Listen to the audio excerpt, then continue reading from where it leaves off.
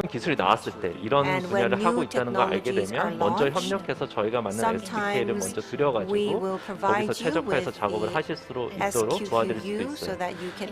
그리고 어떤 부분이 부족하다면 저희가 어떤 개발을 할 때 방향성을 잡을 때 어떤 니즈가 있구나를 알고 그쪽 방향을 맞춰서 개발하는 데 또 초점을 받을 수 있기 때문에 서로 개발자와 이 솔루션을 제공하는 업체 간에 서로 윈윈할 수 있는 그런 be a win-win solution for solution providers and developers. A better future for everyone. I am AI, brought to life by NVIDIA.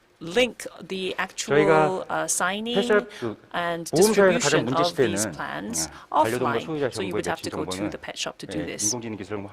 So we did this by using AI technology and making and providing a verification technology through our platform. And we are, and I know that there are current companies that are working in this area as well, but this is a technology that we have been working very hard to develop.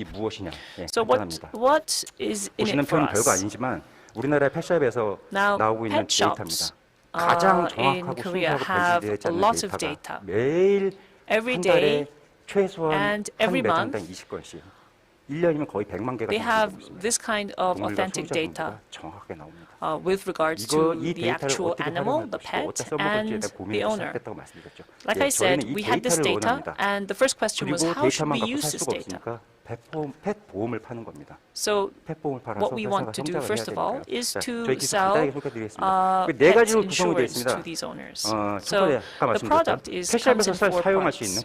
First, this is we will be providing an online system that can be used by pet shops and related shops as well. And it will be used by them to sell insurance and manage their customers and so forth. And also verification technology is in there. Third, the pet owner will be able to come in, join, and also choose their own insurance. And this will be linked also to a billing system as well. And underwriting technology will be playing a part in here, so that you can be serviced not only by domestic but also international insurance companies.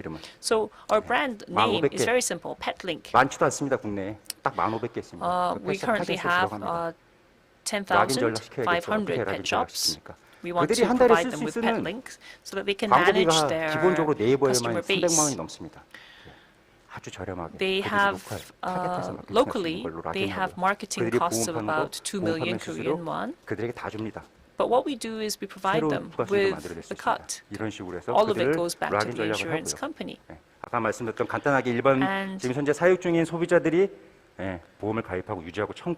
pet owners will select their insurance and also be billed through this system as well.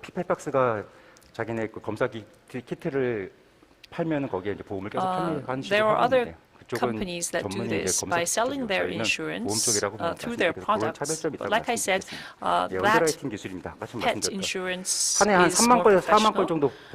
Ours is more general. About 80% of the data we will use will be used for billing as well. And we will be able to distinguish whether it's fake or authentic data. It's not very difficult to set up. We're currently developing this system, and we were also selected as a big data developer, so we will be coming up with a product and showing it to you very soon. I'm going to skip the next slide. Now, we won't be able to focus all of the pet shops in the country. So the core area will be 1,000 and will be the 7,000 pet shops in Seoul and the metropolitan area. And after targeting the 1,000 or so pet shops in certain districts in Korea, we want to expand outside. We want to sell pet insurance, receive some of the premiums, and share that with the pet shops. And ultimately, we want to target 2 markets. First, we want to create a separate insurance company that specializes only in pet insurance and do that based on the data that we have, and also provide telehealth and telecommunications services as well. With that, I'd like to conclude my presentation. Thank you very much. 계속해서 AI와 블록체인을 기반으로 전자계약 및 이행 서비스를 운영 중인 코메이크 조현민 대표님의 발표가 이어지겠습니다. 큰 박수로 맞아주시죠. Please welcome him with a big round of applause.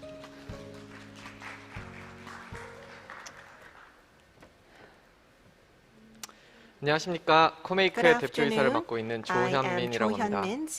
오늘 저는 계약의 다음 세대를 만들어갑니다라는 슬로건을 내세우고 있는 계약 플랫폼 코메이크를 여러분께 소개해드리고자 합니다. 코메이크가 만들어진 이유는 이렇습니다. 여기 계신 모든 분들, 그리고 이 유튜브를 보고 계신 모든 분들이 사업 혹은 사업 비슷한 영역에 종사하고 계실 텐데 사업을 하시다 보시면 어쩔 수 없이 맞닥뜨려야 하는 계약서, 이 계약에 대해서 리걸 베리어라고 불리우는 법적 장벽 때문에 모든 사람들이 어떻게 보면 어려움 혹은 법무법인에 많은 돈을 쓰고 있습니다. 특히 저희가 타겟으로 삼고 있는 중소규모의 기업들은 법무팀을 실제 내부에 갖출 수 있는 여력이 없기 때문에 그 부분에서 많은 걱정을 하고 있으나 실제적으로 돈을 쓸 여유는 없기 때문에 법적 리스크를 테이크하고 그냥 서명하는 지경에 이르고 있습니다. 이를 해결하기 위해서 저희는 코메이크라는 플랫폼을 만들었습니다. 저희 코메이크 플랫폼은 계약이라는 프로세스를 4개의 프로세스, 계약서의 작성, 그리고 계약서 검토, 그리고 e-사이닝, 계약서를 서명하고, 그리고 마지막으로 계약을 실제로 이행할 수 있는 페이먼트 시스템을 한 곳으로 모아서 저희가 코메이크라는 플랫폼을 만들게 되었습니다.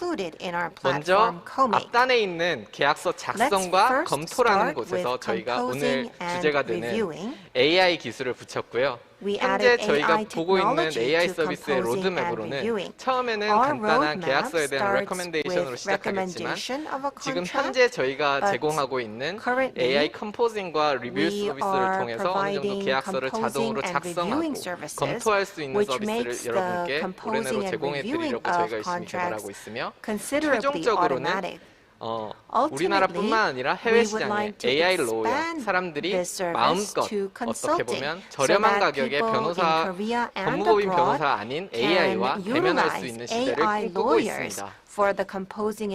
AI를 주제로 하기 때문에 AI에 대해서 조금 더 상세하게 이야기를 드리고 싶은데요. 저희가 만들고 있는 일단 계약서 작성과 검토 플랫폼입니다.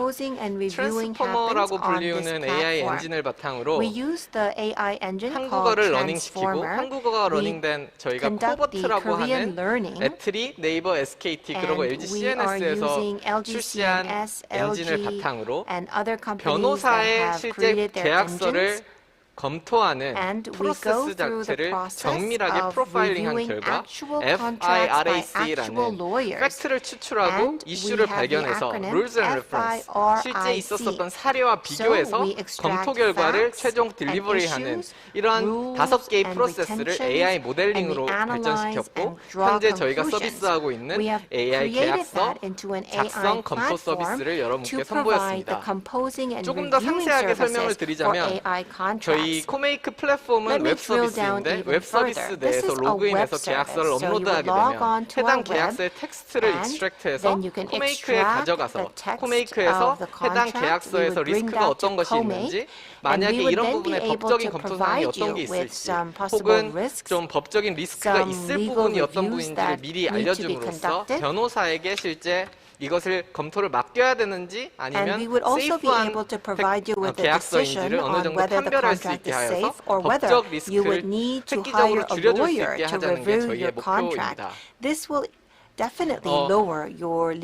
다음으로 AI 컨트랙트 리뷰 시스템을 저희가 실제로 오픈을 지난 7월에 했고 이 부분에 대해서 간단한 리뷰를 보여드릴 건데요. 저희가 현재 서비스하고 있는 것은 크게 3가지 파트로 구성됩니다. 먼저 AI 계약서에서 필요한 내용들을 추출한 익스트랙션과 서머리 서비스와 그리고 해당 원문을 분석해가지고 원문에 대한 내용을 디테일하게 제공해주는 원문 분석 서비스 그리고 그 원문 분석 서비스를 최대한 가공하여 변호사의 워딩으로 정리해서 분석 리포트를 최종적으로 제공하는 파이널 리뷰 시스템이 있습니다. 이를 영상을 통해서 잠깐 같이 살펴보시죠. 먼저 저희가 오픈한 서비스는 모든 기업이라면 가지고 있는 정관이라는 서비스를 먼저 가지고 시작했는데요.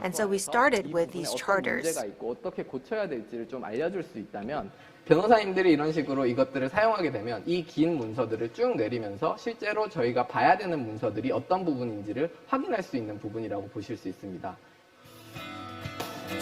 네, 이와 같이 실제 국내 회사의 많은 부분들이 계약 관리 프로세스에 어려움을 겪고 있는데 이런 부분을 저희가 해결하기 위해서 만들었으며 앞으로 지금 보고 계신 분이 저와 같이 공동대표를 맡고 계신 조원희 변호사님이신데요. 판결을 실제로 분석하는 서비스까지로 저희가 확장하는 계획을 가지고 있다고 보시면 되겠습니다.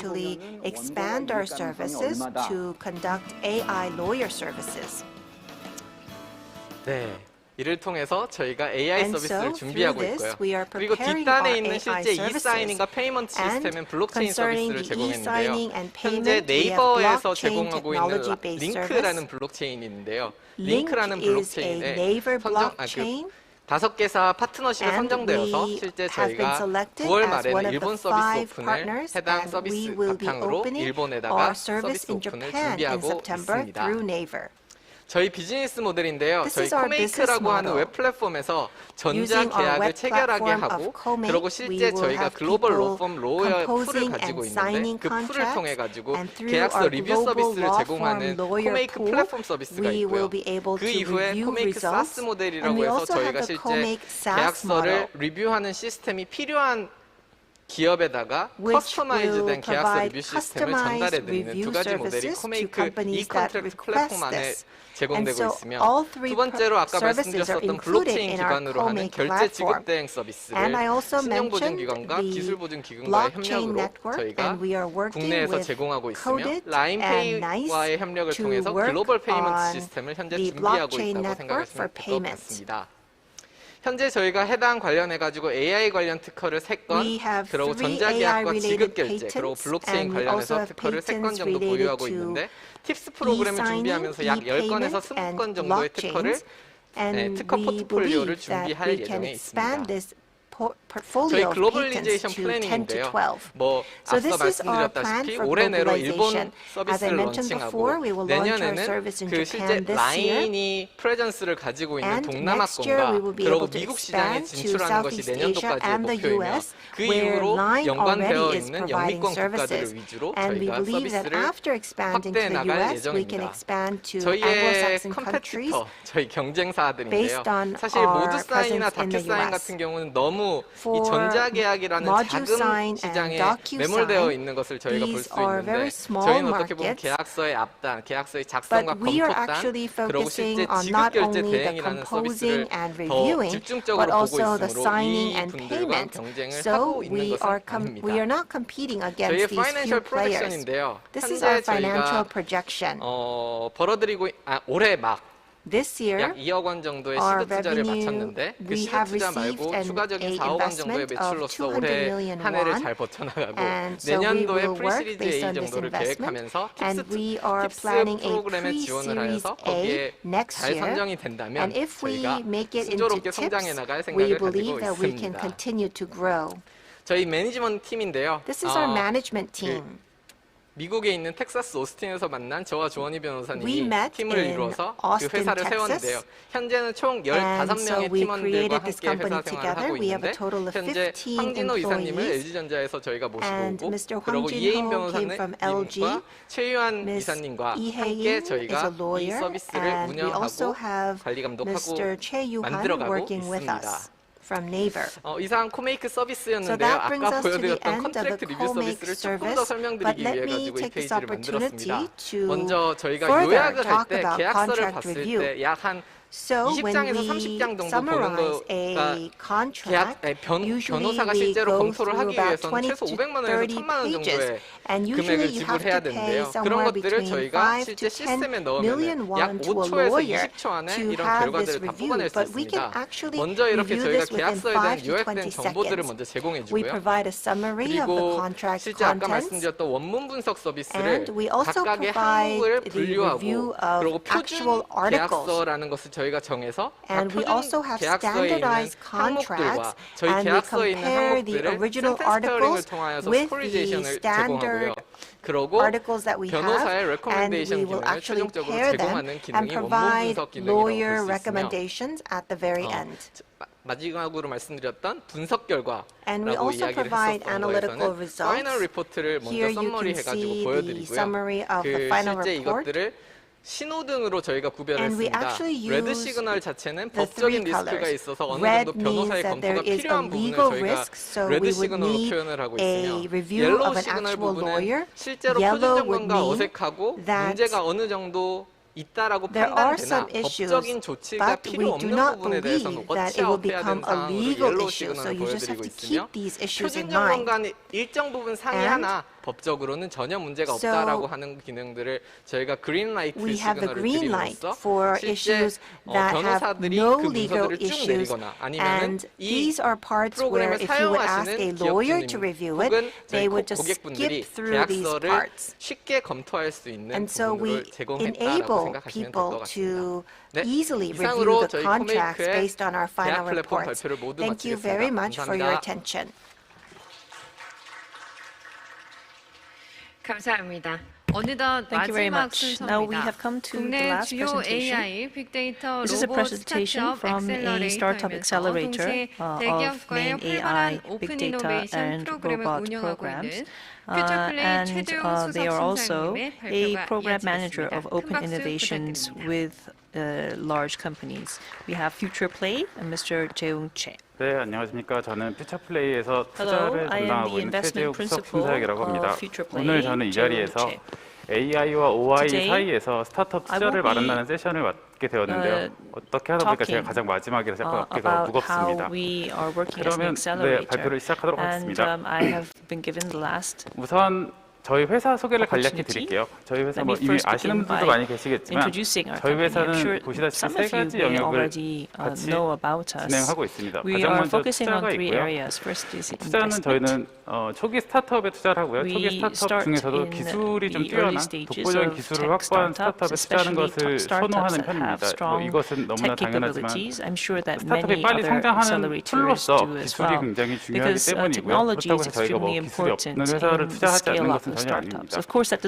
그리고 그 밑에 그림을 보시면은 가운데 이제 회사가 있고 작은 동그라미들이 이렇게 다 안쪽으로 오는 걸 보실 수 있을 거예요. 그래서 이게 어떤 의미냐면은 이전에 회사들이 발전함에 있어서 대기업이 기술을 개발하고 그 기술을 개발하면 그 기술이 이제 인사이드 아웃이 돼서 밖으로 파생이 되어 나갔죠. 파생이 되어 나갔는데 지금은 그 반대가 되어서 되려 대기업들이 밖에서 필요한 기술을 가지고 오고 사오게 되는 세상이 되어서 그래서 그런 의미로 저런 그림을 그려놓았고요. 그래서 이러한 역할을 저희는 중간에서 이제 더 빠르게 해준다든지 아니면 더 효과적인 스타트업을 대기업이 찾는 걸 도와주고 그 반대를 도와주는 역할을 하고 있습니다. 대표적인 예가 그 밑에 있는데요. 삼성전자에서 2016년인가 17년에 저희 포트폴리오 플런티를 인수했습니다. 삼성전자에서 동북아시아에서 최초로 스타트업 인수한 케이스고요. 지금 플런티 팀은 삼성전자에서 아마 빅3를 개발하는데 도움을 주고 계신 걸로 알고 있습니다. 그리고 얼마 전에 이제 기사가 났는데 카카오 엔터프라이즈에서도 저희 리모트 몬스터를 인수를 하셨어요. 그래서 also acquired a remote monster a couple of days ago, and Kakao Work is also using the remote monster technology. SoftBank also made an investment of 30 billion won or so in a particular technology that we had supported. So there are cases where we also provided tens of billions of won in IPs as well. So we have contributed in creating a good ecosystem. And the second is innovation, open innovation. And I think this will be the bulk of my presentation. So what we do is help co-acceleration, which means that we help small companies, startups, and big companies grow together. You can see that the growth trend accelerates after a certain point. So it's important for big companies to invest or cooperate in the early stage, because if you don't do that, after the startup has grown or scaled up, it's quite difficult to cooperate later in the stages. So it's very important to scout startups in the early stages and help them to grow and cooperate together. So real estate, food, and other areas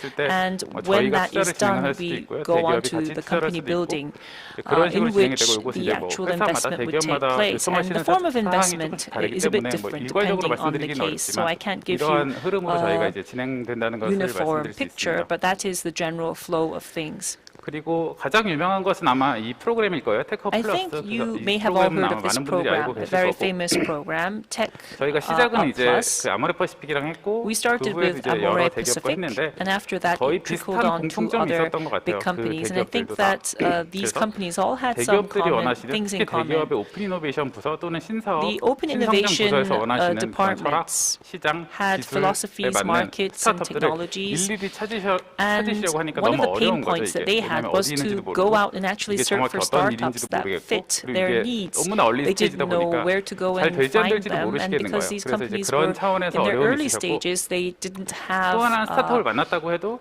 대기업은 이제 뭐 원투 밀리언이라는 그런 조직이기 때문에 제로 투 원에 대한 방법론을 모르시고 또 이 회사를 어떻게 빨리 성장시켜줘야 될지 잘 모르시는 거죠. 그래서 뭐 투자만 하시고 지켜보신다든지 이런 일이 있기 때문에 저희를 통해서 어떤 식으로 이제 성장하면 좋을지를 같이 이야기를 하기를 원하셨었고요. 마지막으로 대기업은 뭐 너무나 당연하지만 이제 현금은 너무나 많지만 어떻게 스타트업을 찾아서 어떻게 발굴하고 어떤 정보를 이들에게 주고 제공을 해줘야 될지를 모르셔서 그러한 페인 포인트들이 있었어요. 그래서 이것은 거의 모든 대기업이 아마 비슷하셨던 것 같고요. 그래서 그런 것을 이제 저희들이 솔루션을 제공을 해드려서 가장 먼저 팀 소싱인데요. 어떤 팀들을 저희가 투자할지 테크 플러스라는 프로그램 하면 저희가 굉장히 크게 한 달 정도 어나운스를 해요. 그래서 홍보 기간을 갖고 팀을 소싱을 받으면 보통 테크 플러스 하나를 할 때 조금 이제 어려운 그런 고난도의 그 프로그램 같은 경우에는 20, 30팀 그리고 그렇지 않고 본능적인 서비스 같은 경우에는 한 100개 팀 이상이 지원합니다. 저희한테. 그래서 저희가 그럼 다 서류 작업하고 대면 평가를 통해서 그런 회사들을 선발을 하고요. 그 선발된 팀은 저희 퓨처 플레이 기준으로도 선발하지만 대기업 카운터파트에서 함께 오셔서 함께 평가를 하세요. 그래서 본인들이 더 도와주시거나 본인들이 철학과 맞거나 더 빨리 발전시켜줄 수 있는 곳이면은 함께 선정을 해서 그런 회사들을 소싱을 하고요. 그다음에 이제 프로그램 콘텐츠도 저희 이제 여러 번의 경험, 그리고 투자의 경험, 그리고 저희 뭐 회사의 그 창업자인 유중희 대표도 본인이 스타트업을 해서 비슷한 경험이 있기 때문에 그러한 다양한 측면의 정보들 다 제공을 해드려요. 그래서 그런 것들도 도움이 될 거고 저희 회사 자체적으로도 이런 그로스를 위한 팀이 따로 있습니다. 그래서 IT, 경품률, HR, 인사 재무 등에 대한 여러 가지 정보들을 다 함께 드리는 세션을 보통 마련을 해서 그게 10시간짜리 세션이 있거든요. 이것만 한번 들으셔도 창업팀이 굉장히 빨리 이제 스타트업 생태계에 대해서 이해를 하실 수가 있습니다. 그래서 저희 이렇게 이제 구성을 하는 테크 플러스였습니다. 그래서 지금까지 저희가 했던 것들은 이렇게 내고시고 지금 두 번씩 한 곳이 가장 많고요. 아마 한 곳은 아마 한 세 번째 프로그램을 이제 진행할 것으로 알고 있습니다. 지금까지 현재까지 이 프로그램을 통해서 32개의 스타트업을 발굴 투자했고 startups have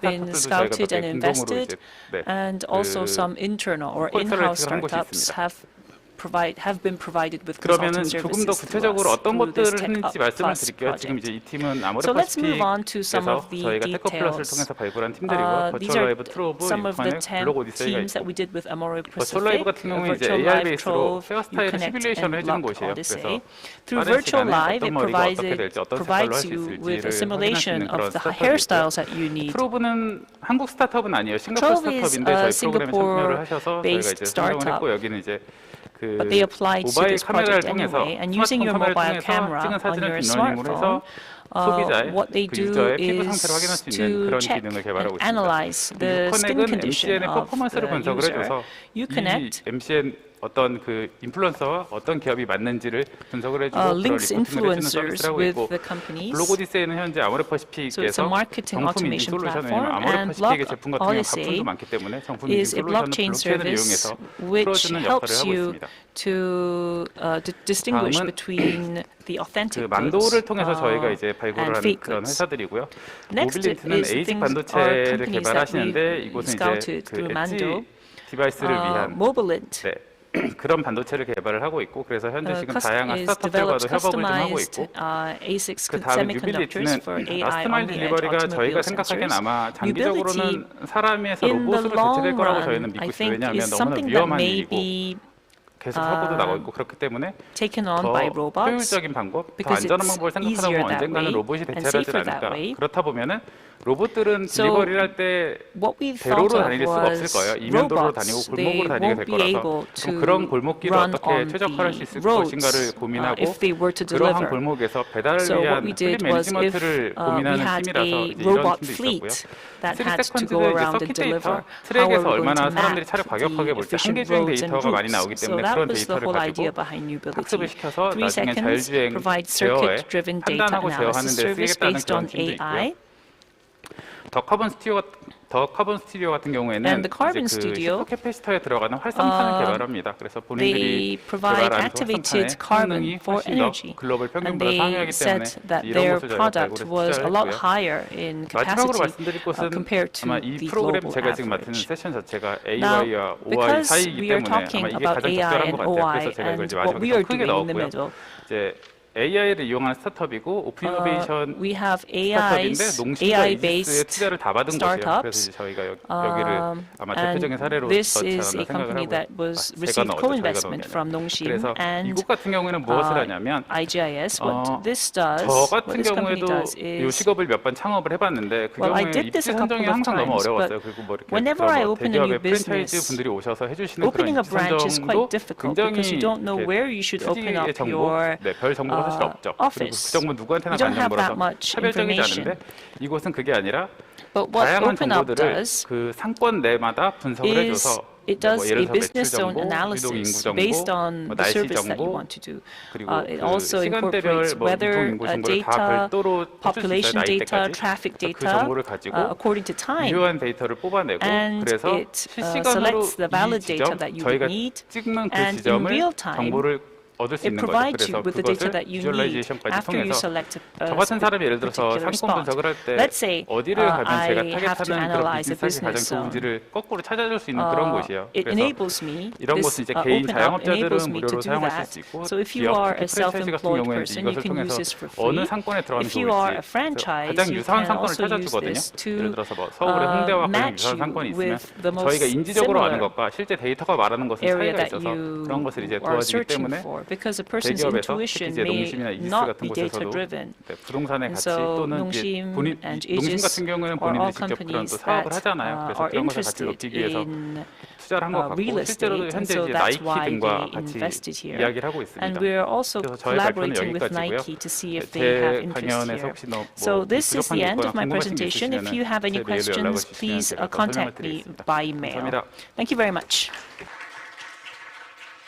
좋은 말씀 감사합니다. Thank you for 약 your 2시간 remarks. 동안 푹 빠져 Across 들었던 것 2 같습니다. hours, we 짧지 were 않은 시간 동안 completely 지켜봐 immersed 주신 in the 청중 여러분들과 presentations.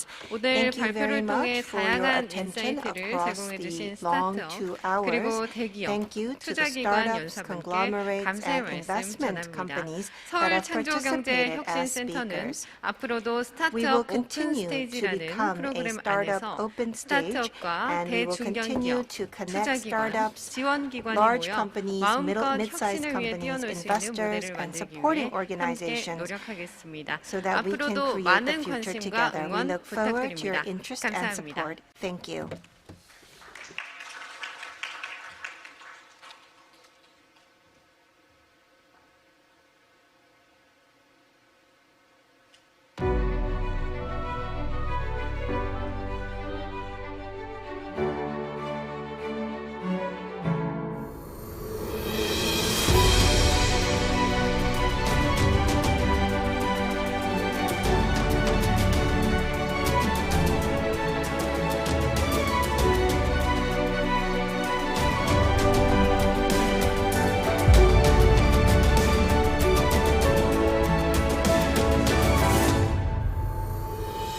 창업 참 힘들죠.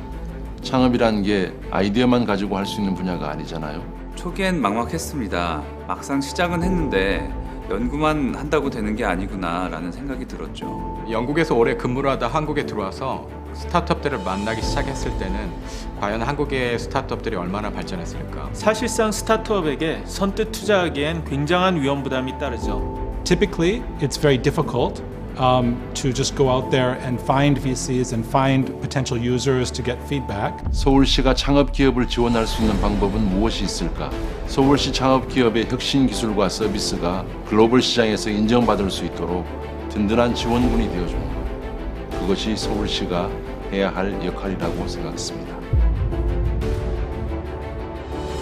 제가 해외 VC에게 서울시 스타트업에 투자를 얘기할 땐 장점으로 이 얘기를 합니다. IT 인프라 기반의 높은 R&D 역량과 기술에 대한 특허 출원율을 가지고 있다고. 적극적인 투자로 AI, 블록체인, 생명과학 분야에서 많은 유니콘 기업들이 생겨났죠. 이런 부분이 현재 서울시 창업 생태계의 강점이 되었다고 생각합니다.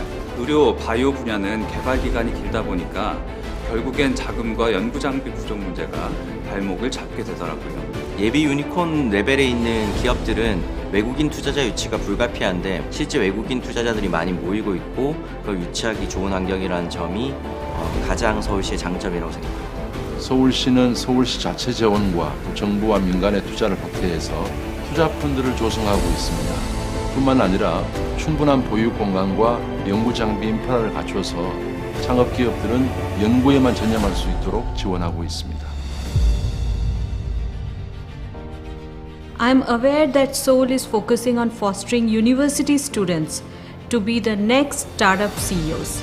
현재 서울시에서는 미래의 유니콘 기업을 꿈꾸는 많은 대학생들을 위해서 34개 대학에서 캠퍼스 타운을 운영하고 있습니다. 현재 272개 창업팀들이 활동 중에 있는데요. 2020년 저희의 목표는 모두 600개의 창업팀이 글로벌 시장에 도전할 수 있는 환경을 만드는 것입니다. 서울시에서는 양재 AI 허브, 또 여의도 금융대학원에서 현장형 인재를 육성하고 있습니다.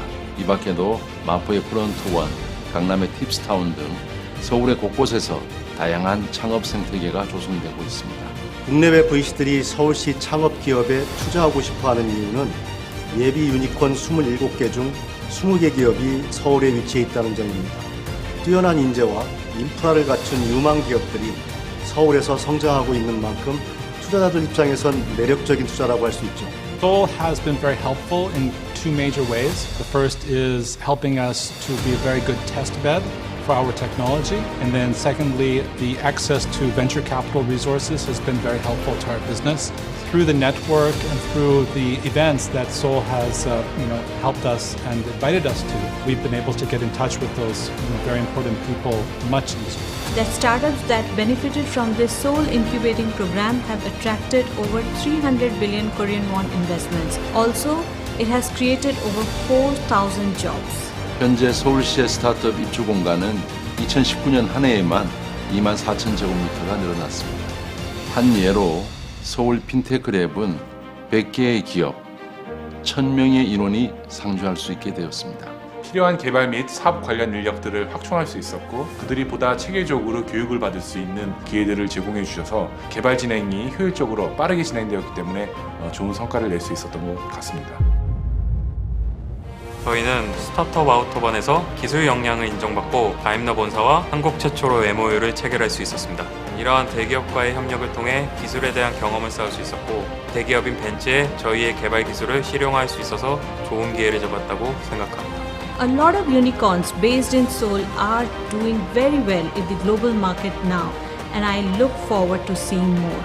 좋은 창업 생태계는 인재, 시장, 투자자 이렇게 세 가지 요소가 갖춰진 것을 이야기합니다. 서울시는 시장, 인재, 투자자 모두 갖춘 창업하기에 아주 좋은 도시입니다.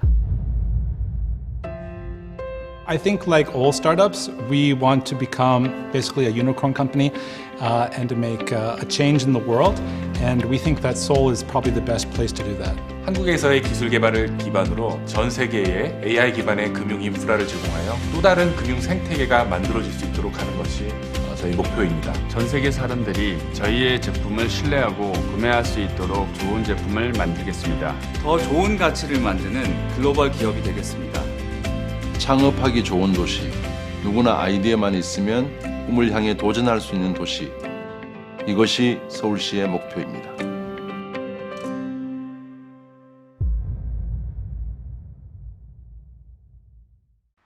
Seoul, city of speed, city of tourism. From now on, a city of startups, entrepreneurs, investors. Try Everything 2020 with the Entrepreneur Institute. Lectures and seminars addressing the current global startup ecosystem. Pitching, competitions, and exhibitions. Confirm the development status of startups with your own eyes. Online for 3 days. Try Everything 2020.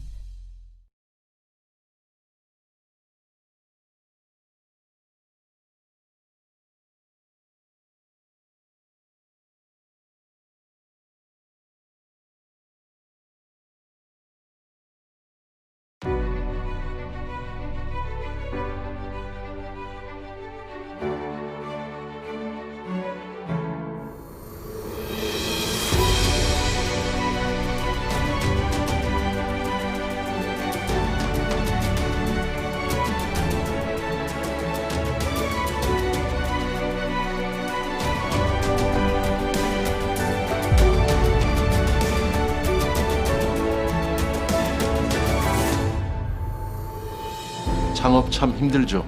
창업이란 게 아이디어만 가지고 할 수 있는 분야가 아니잖아요. 초기엔 막막했습니다. 막상 시작은 했는데 연구만 한다고 되는 게 아니구나 라는 생각이 들었죠. 영국에서 오래 근무를 하다 한국에 들어와서 스타트업들을 만나기 시작했을 때는 과연 한국의 스타트업들이 얼마나 발전했을까? 사실상 스타트업에게 선뜻 투자하기엔 굉장한 위험 부담이 따르죠. Typically, it's very difficult to just go out there and find VCs and find potential users to get feedback. 서울시가 창업 기업을 지원할 수 있는 방법은 무엇이 있을까? 서울시 창업 기업의 혁신 기술과 서비스가 글로벌 시장에서 인정받을 수 있도록 든든한 지원군이 되어주는 것. 그것이 서울시가 해야 할 역할이라고 생각했습니다. 제가 해외 VC에게 서울시 스타트업에 투자를 얘기할 땐 장점으로 이 얘기를 합니다.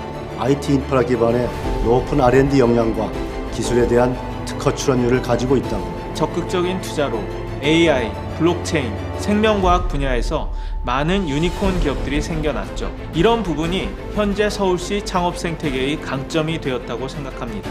의료, 바이오 분야는 개발 기간이 길다 보니까 결국엔 자금과 연구 장비 부족 문제가 발목을 잡게 되더라고요. 예비 유니콘 레벨에 있는 기업들은 외국인 투자자 유치가 불가피한데 실제 외국인 투자자들이 많이 모이고 있고 그걸 유치하기 좋은 환경이라는 점이 가장 서울시의 장점이라고 생각합니다. 서울시는 서울시 자체 재원과 정부와 민간의 투자를 확대해서 투자펀드를 조성하고 있습니다.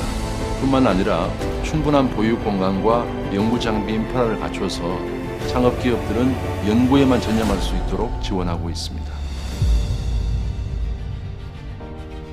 I'm aware that Seoul is focusing on fostering university students to be the next startup CEOs.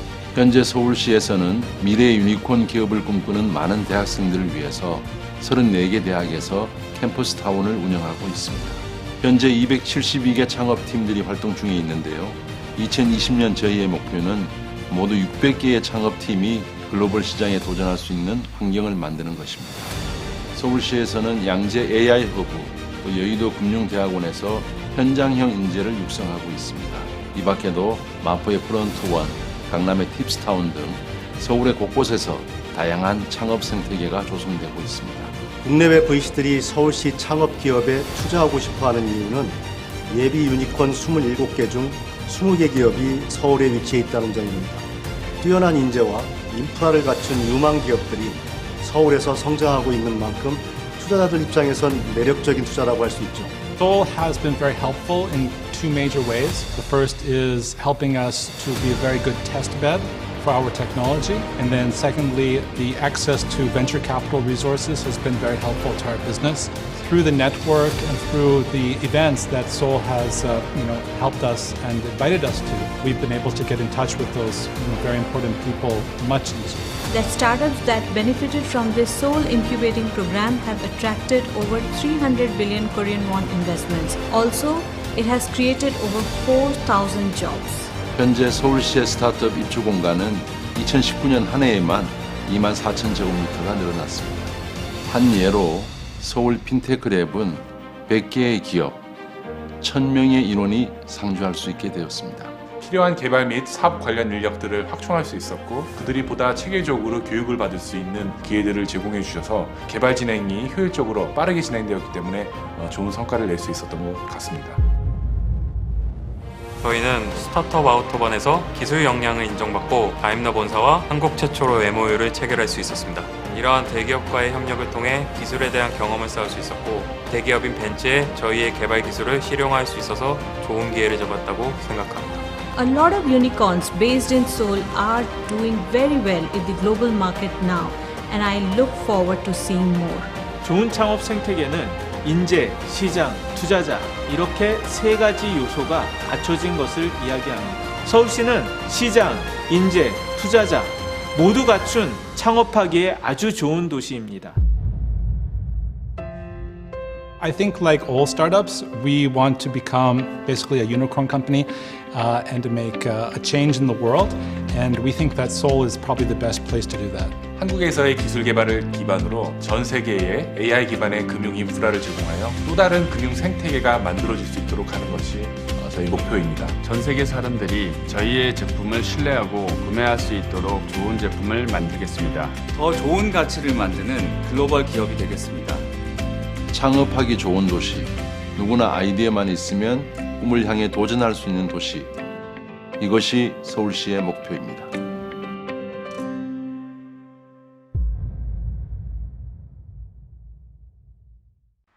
Seoul, city of speed, city of tourism.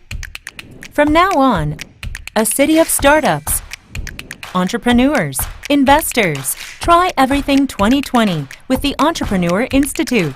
Lectures and seminars addressing the current global startup ecosystem. Pitching, competitions, and exhibitions. Confirm the development status of startups with your own eyes. Online for 3 days. Try Everything 2020.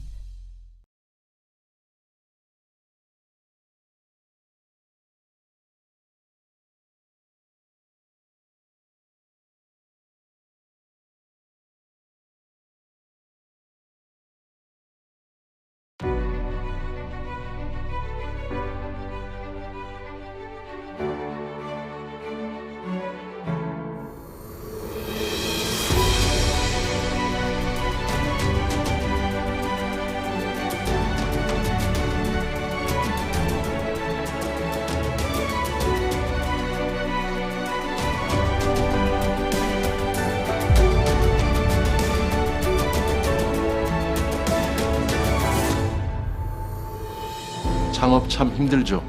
창업이라는 게 아이디어만 가지고 할 수 있는 분야가 아니잖아요. 초기엔 막막했습니다. 막상 시작은 했는데 연구만 한다고 되는 게 아니구나 라는 생각이 들었죠. 영국에서 오래 근무를 하다 한국에 들어와서 스타트업들을 만나기 시작했을 때는 과연 한국의 스타트업들이 얼마나 발전했을까? 사실상 스타트업에게 선뜻 투자하기엔 굉장한 위험 부담이 따르죠. Typically, it's very difficult to just go out there and find VCs and find potential users to get feedback. 서울시가 창업 기업을 지원할 수 있는 방법은 무엇이 있을까? 서울시 창업 기업의 혁신 기술과 서비스가 글로벌 시장에서 인정받을 수 있도록 든든한 지원군이 되어주는 것. 그것이 서울시가 해야 할 역할이라고 생각했습니다. 제가 해외 VC에게 서울시 스타트업에 투자를 얘기할 땐 장점으로 이 얘기를 합니다. IT 인프라 기반의 높은 R&D 역량과 기술에 대한 특허 출원율을 가지고 있다고. 적극적인 투자로 AI, 블록체인, 생명과학 분야에서 많은 유니콘 기업들이 생겨났죠. 이런 부분이 현재 서울시 창업 생태계의 강점이 되었다고 생각합니다. 의료, 바이오 분야는 개발 기간이 길다 보니까 결국엔 자금과 연구 장비 부족 문제가 발목을 잡게 되더라고요. 예비 유니콘 레벨에 있는 기업들은 외국인 투자자 유치가 불가피한데 실제 외국인 투자자들이 많이 모이고 있고 그걸 유치하기 좋은 환경이라는 점이 가장 서울시의 장점이라고 생각합니다. 서울시는 서울시 자체 재원과 정부와 민간의 투자를 확대해서 투자 펀드를 조성하고 있습니다. 뿐만 아니라 충분한 보유 공간과 연구 장비 인프라를 갖춰서 창업 기업들은 연구에만 전념할 수 있도록 지원하고 있습니다. I'm aware that Seoul is focusing on fostering university students to be the next startup CEOs. 현재 서울시에서는 미래의 유니콘 기업을 꿈꾸는 많은 대학생들을 위해서 34개 대학에서 캠퍼스 타운을 운영하고 있습니다. 현재 272개 창업팀들이 활동 중에 있는데요. 2020년 저희의 목표는 모두 600개의 창업팀이 글로벌 시장에 도전할 수 있는 환경을 만드는 것입니다. 서울시에서는 양재 AI 허브, 또 여의도 금융대학원에서 현장형 인재를 육성하고 있습니다. 이 밖에도 마포의 프론트원, 강남의 팁스타운 등 서울의 곳곳에서 다양한 창업 생태계가 조성되고 있습니다. 국내외 VC들이 서울시 창업 기업에 투자하고 싶어하는 이유는 예비 유니콘 27개 중 20개 기업이 서울에 위치해 있다는 점입니다. 뛰어난 인재와 인프라를 갖춘 유망 기업들이 서울에서 성장하고 있는 만큼 투자자들 입장에선 매력적인 투자라고 할 수 있죠. Seoul has been very helpful in two major ways. The first is helping us to be a very good test bed for our technology. And then secondly, the access to venture capital resources has been very helpful to our business. Through the network and through the events that Seoul has helped us and invited us to, we've been able to get in touch with those very important people much easier.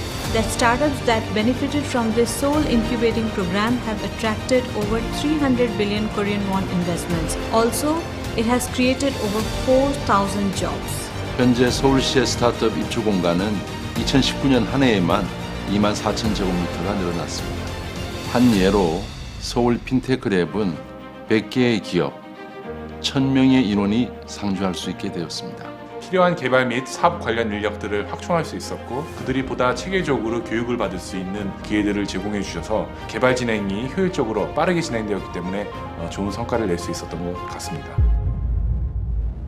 저희는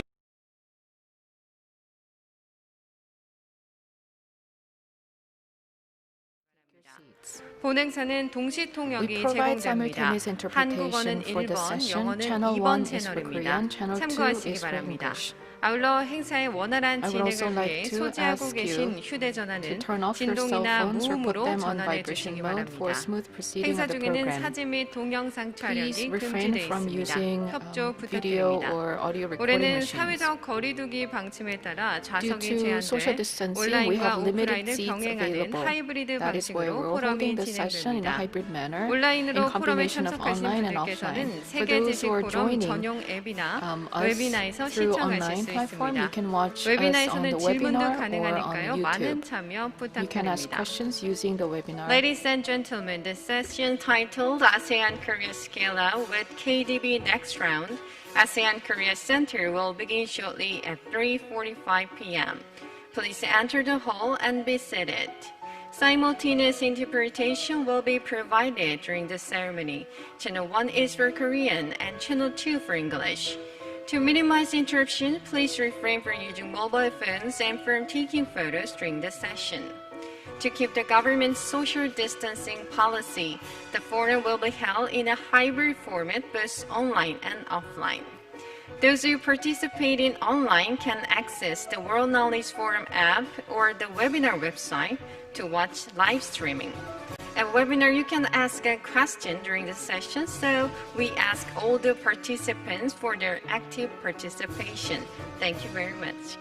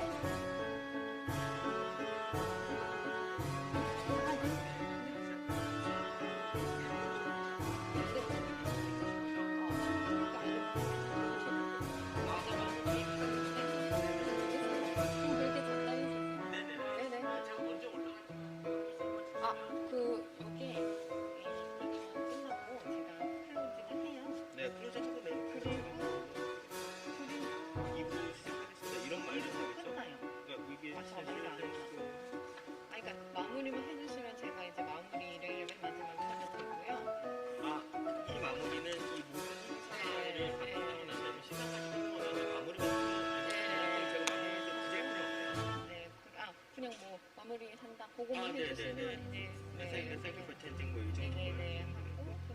일부 마무리를 어떻게 하실 거예요? 제가 그것만 듣고 제가 준비를 하고 있어야 돼서 여기 이제 요거 이게 잠깐만요. 스피커하고 한사원과 맨 마지막이고 우리 온라인으로 이렇게 하시고요. 그 다음에 제가 요 멘트합니다. 네, 여기 계시죠. 2부에서는 이거 진행하겠다. 잠시만 기다려야 된다고 하시면 돼요. 네, 감사합니다. 잘 먹겠습니다.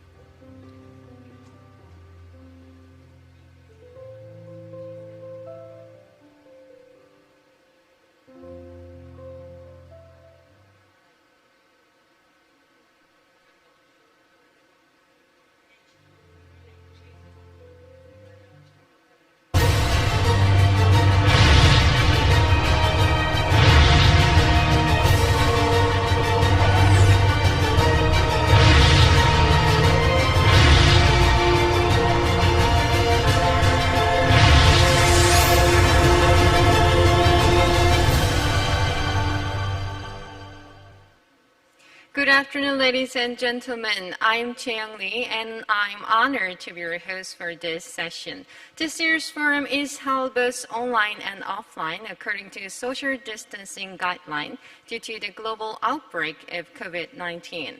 We'd like to express our sincere gratitude to our honored guests and online audiences for attending this forum, which is held online and offline.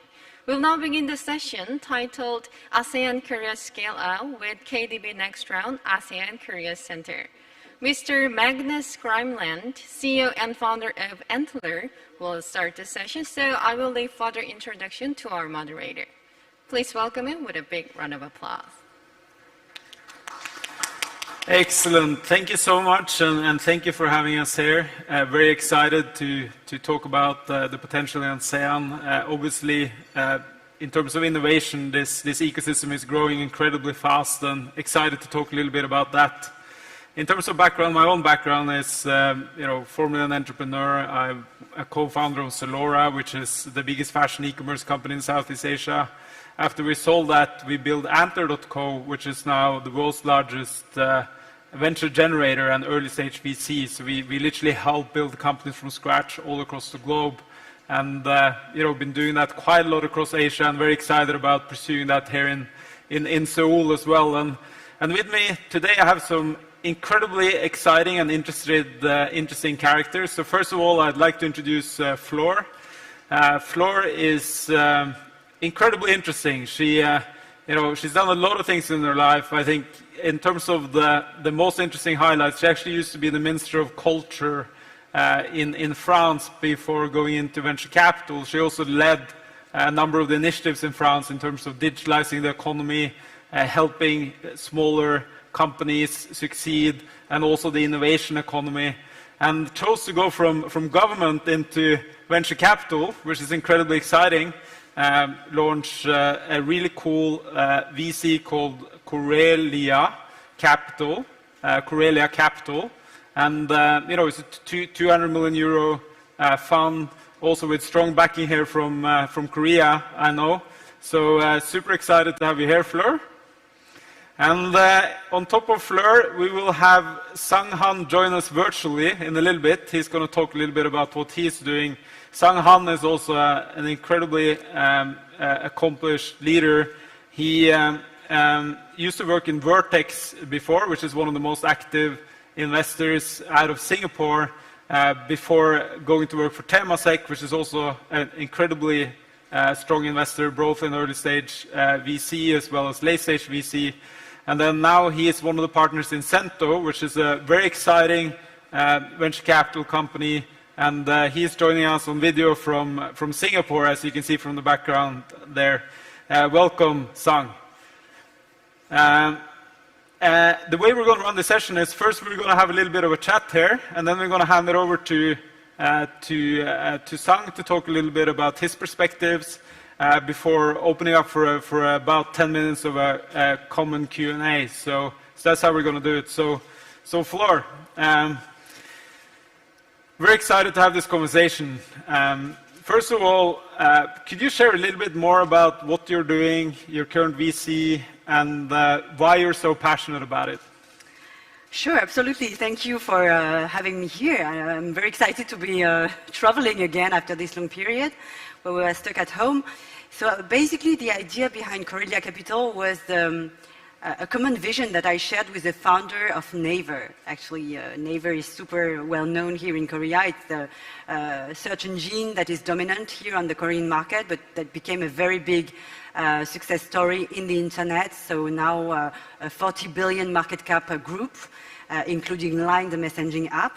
And the founder of this company back in the 90s shared with me the idea that we have a lot of talent in Asia and in Europe, and Eastern Asia and in Europe. We have a lot of capital, we have a lot of legacy industries, we have a lot of assets, but in a way or another, in the value chain, the tech value chain, a lot of power, of market power is taken by the Americans and by the Chinese. And we don't seem to find our room to deploy our talent and great companies in the internet area. So we said maybe if we combine forces and strengths between Europe and Eastern Asia, and strengths being technology, capital, market access, maybe we can be stronger in the competition in the years to come. So basically, the idea was very basic and very simple. But we decided that we would want to create a venture capital dedicated to that. That means to help European businesses grow their activities in Asia, and at some point also help Asian businesses grow their activities in Europe and create stronger regional champions and maybe worldwide champions by doing so. So that was the idea, and the first fund was 200 million. It's almost completely invested, and now we're raising a second fund of 400 million, and we want to continue investing in late-stage companies, but the thing that we want to premiere with this fund is to start investing in Asia. So that's also why I'm here in Korea. I'm looking for partners here, VC partners. I'm happy to partner with VCs in Singapore, in the whole area, and we'd like to bridge this gap between Europe and Asia, basically. Excellent. No, I think what you're doing makes perfect sense, and I know you made some great investments. One of my good friends is the CEO of one of your portfolio companies, which is doing really well, I know, so that's very exciting. And you just told me before we jumped on stage that they might be doing some more stuff in the region here in the future, which is very exciting. So that expansion from Europe to Asia, I think, is terrific. What advice would you give to kind of founders here, growth stage companies here, in terms of entering the European market from ASEAN? Like, what are the steps you would take? Maybe I would give one first advice, which is a sort of formal advice. I saw a lot of pitching contests here in Asia, and my partners also in Europe participated to some events where they saw Asian or Korean companies pitch. Maybe they should be more ambitious, or they should express more ambition. Sometimes they're a bit, maybe because they're very honest. But compared to, Americans or Israeli companies or even European companies, I think there's no need to be too honest, or not honest is not the right word, but expressing a strong ambition to grow worldwide is, I think, very sound when you're doing business. So I think I would advise them to be more ambitious in the form, the way they pitch. Then, if companies are interested in addressing the European market, I think it's very complicated because it's not one market like in the US. It's, a lot of different markets with different regulations, with different cultures, with different languages, and different consumer habits. So I would suggest that they really make a very thorough study of, the target markets, and that they work a lot in advance before starting to address these markets, because I saw some companies coming to the European markets and not having studied enough, the differences between France and Germany, or France and the UK, or the UK and Germany. And I think it's very difficult to deal with this difference in culture. So I would really advise to rely on strong local partners to study the market very well before starting to go abroad. Yeah, I think those are some great pieces of advice. I definitely buy into the first thing you said there about selling the vision and the ambition of where you will be in the future and how you're going to get there, instead of just focusing on what you've achieved so far, which I think is very, very important. And what you're saying about the European market is also very true here in ASEAN, right? As you're trying to expand across ASEAN, obviously, operating in Indonesia is very different from operating in Vietnam and operating in Taiwan. So, any advice to people who are expanding into ASEAN from Korea? I think it would be the same, actually. They're just the reverse of what I just said for Asian going to Europe. I think it's very important to have strong partners that have a strong local network, because they are the people who will help you understand the market correctly, how to build your expectations, how to have, relevant expectations. So I think it's very important to rely on these strong partners. So I mean, guys like you, obviously, because you're here and you know the market now. I mean, I think there are alliances to be built between VCs in Europe and VCs in Asia, because supporting a company is a continuum of things, and companies can need some support in Europe, and then when they expand to Asia, they will need support in Asia. So it's very nice to have a strong network of partners who can really open doors for you, make things easier for you, help you understand local customs. So definitely relying on this network is, I think, very important. And that's why our business is not just giving money to the companies, is mentoring, is opening doors, is helping in the everyday life of the companies. It's much more than just a financial job, I think, and that's the beauty of our job.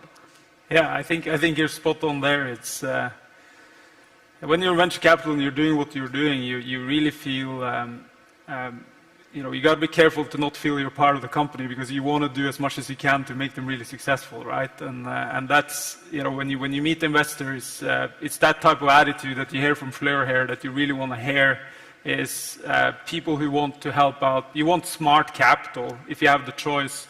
You want to go for smart capital like this that really want to support you much more than just investments. I think that's a very, very good point. In terms of the kind of ASEAN European angle that you took, do you think there are specific kind of competencies and resources and so on that you will take from here and others from Europe, or is it more about purely scale? It's certainly scale, but I think there are some areas like, a lot of Asian people are very shocked when they come to Europe to see how fintech is not really developed, and how people, still in France write checks, for example, to pay for something. So it's a bit retarded. So I think in this area where Asia as a whole is much in advance. I mean, you can pay with a telephone almost everywhere in the region. So in these kind of services, I think are more developed here, so could have a market in Europe. And regulation might be an issue, but it would probably change in the years to come. So it's, there's the history is leading towards this kind of digital payments, etc. So I think that's an area. I think also there might be something with the development of 5G, because in 5G, Europe, for various reasons, because of industrial reasons, because we are a bit late, but also because there are some strong resistance coming from environmental association, NGOs, parties, etc. So I think Asia will be in advance in the deployment of 5G, and therefore in the deployment of applications or services or use cases, even in sectors like health, telemedicine, probably live streaming, etc., which I think have a great future, because we've seen it with COVID, but it was also a development that was, obvious. I think in this area where connection latency will be better in Asia, there might be an advance for startups here in Asia in all these kind of services. So this is, the two things that I see that seem quite obvious. Where there could be a competitive advantage for companies in Asian countries. Yeah, no, I completely agree. And you also see, I think, very specific kind of competency centers from different countries. Obviously, here in Korea, we were discussing this a little bit over lunch, you have this incredible country where you have some of the world's leading engineers and incredible kind of tech resources, but on top of that you have this ability to really build global brands and influence popular culture. I mean, when I go to the movie theater now in the US or in Norway or wherever, I actually see Korean popular culture, and that combination is pretty rare. On top of that, obviously we've seen this incredible development of the startup ecosystem here. What we heard earlier today, 11 unicorns now out of Korea, 9 out of Seoul. Where do you see the future of the Korean startup ecosystem, and what do you think is going to be important for that to kind of get to the next level? It's very difficult to answer this kind of question, because usually even in Europe you see unicorns in Romania or in places where you would not expect to see a unicorn. I invested in companies in Estonia, and there are unicorns now. Vinted is an amazing success story in the fashion business, in the C2C fashion business, and they all come from very tiny countries, and you know, it's very difficult to foresee or to forecast where the next success story will come from. I think in Korea, you have, you're right, you have great talent, the population is very educated, you have great engineers. It reminds me a bit of France, actually, because you have this great scientific culture, and also creative industries are very strong in France, and lifestyle, you know, this tradition of luxury, lifestyle, etc., creates a very interesting mix between science and creative industries, which I find a bit in Korea. So, there might be, I mean, Korea is super strong in the e-sport and gaming industry. Gaming is, for me, you know, sort of the epitome of where algorithms meet creative design, creativity, etc. So that's definitely contents, media contents could be a next big thing here in Korea, I think. Yeah, no, I think you're spot on. It's incredible to see that there are so many different areas one can pursue out of one country, and this, I think, is one of the changes you also see in lately, right? You were alluding to it now, and we saw it earlier in the Startup Genome presentation that was made earlier today, how I think about a decade ago, something like 85% of all value creation in startups came from the top 10 cities in the world in terms of innovation, and now it's down to, what was it, 63% or something like this, and this will keep decreasing. What's your view there going forward? How will this look like in ASEAN? Where will you see the kind of the big innovative hubs on top of Seoul? I think you have great, I mean, of course, I usually travel to Seoul, but I think there's a great, I've heard there's a great ecosystem also in Daegu, in Busan. Of course, Busan is a very dynamic city, and it has also the festival that will take place in a couple of weeks. So I think there are some ecosystems where nice startups could develop. And of course, there is a tendency nowadays to concentrate all the capital, all the money, all the startups in the metropolitan cities, in the capitals. Which I don't know if it's a tendency that will, you know, be reinforced, or maybe because, you know, after this COVID crisis and the lockdown, people realized that they could work quite well in a remote way. So maybe it will challenge a bit the supremacy of the, you know, capital cities in countries, and it will help secondary cities develop their own ecosystems. I hope so, because I think it's also not too good to have all the, you know, all the money, all the people, all the talent, you know, focusing on just one place in a country. So I'm sure that in Seoul, also because infrastructures are so good and it's easy to travel from one place to another, there could be other ecosystems that could develop, specializing in you know, different areas or sectors. Yeah. No, for sure. I mean, and you're seeing that in Europe, right? Within countries, you see functional leadership developing within specific cities across the country. And when you have adjacencies to other things doing the same thing you're doing, it leads to great innovation. So I think you're spot on. I think with that, we have Sang with us here on video. Welcome, Sang. I gave the brief intro earlier, so do you want to jump straight into, Sang is going to do a small keynote for us, and then we're going to chat a little bit with everyone together after.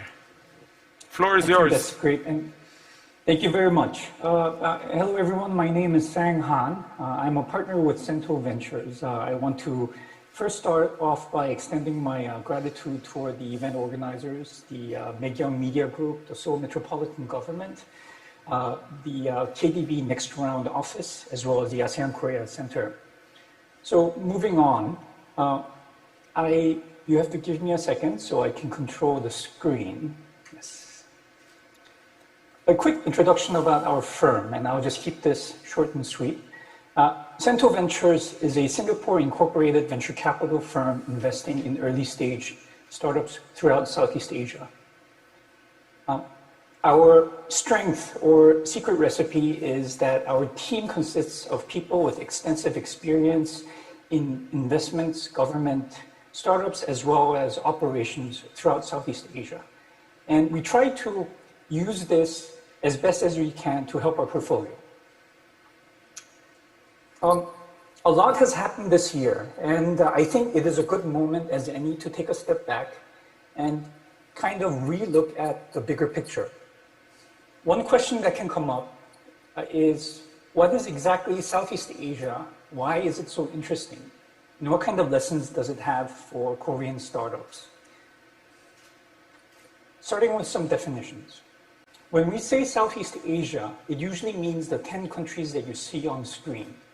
These all happen to be members of an organization called ASEAN. But from a VC perspective, the story changes because 99% of new VC investment in recent years landed in these 6 countries. We can actually also peel this another layer and go a bit deeper. And what's interesting is that almost 100% of these startups are based in these 7 cities. So if you ask me, what is VC and what is Southeast Asia, then I'll answer that it is looking for startups in one of these 7 cities. So why is Southeast Asia so interesting? Well, it's a big market. Population-wise, in terms of economic activity as well. And it also grows very quickly compared to the US, definitely. And compared to China, well, I think with China, we always want to double check their data, so I won't talk much about that. But compared to Korea, it is definitely a much faster growing region. If we try to look, however, into the field of venture capital investing, what's interesting is that in recent years, new VC investments in this region exploded, growing more than 80% every year. And as of 2019, close to $7.5 billion of investments were made in this region. If we compare that, however, with more mature VC ecosystems like the US or China, Southeast Asia is still very small.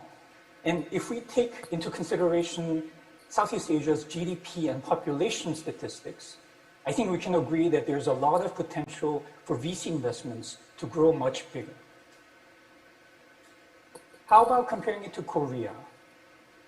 As of last year, Korea's VC investment totaled roughly 3.7 billion US.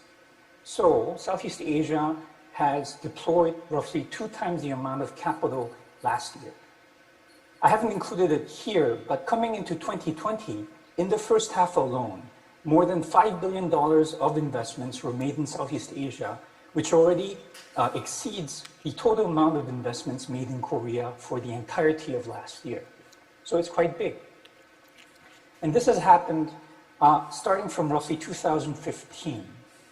Magnus, who was part of Zalora, as well as the broader Rocket Internet Group, were one of the key recipients of significant rounds of funding. And it has continued to be this big, and it's likely to stay this way for the foreseeable future. So this leads us to a question of, so what? What does that mean? Well, we can take a very simplified view by looking at unicorns. I think that's a favorite topic for everyone in this region.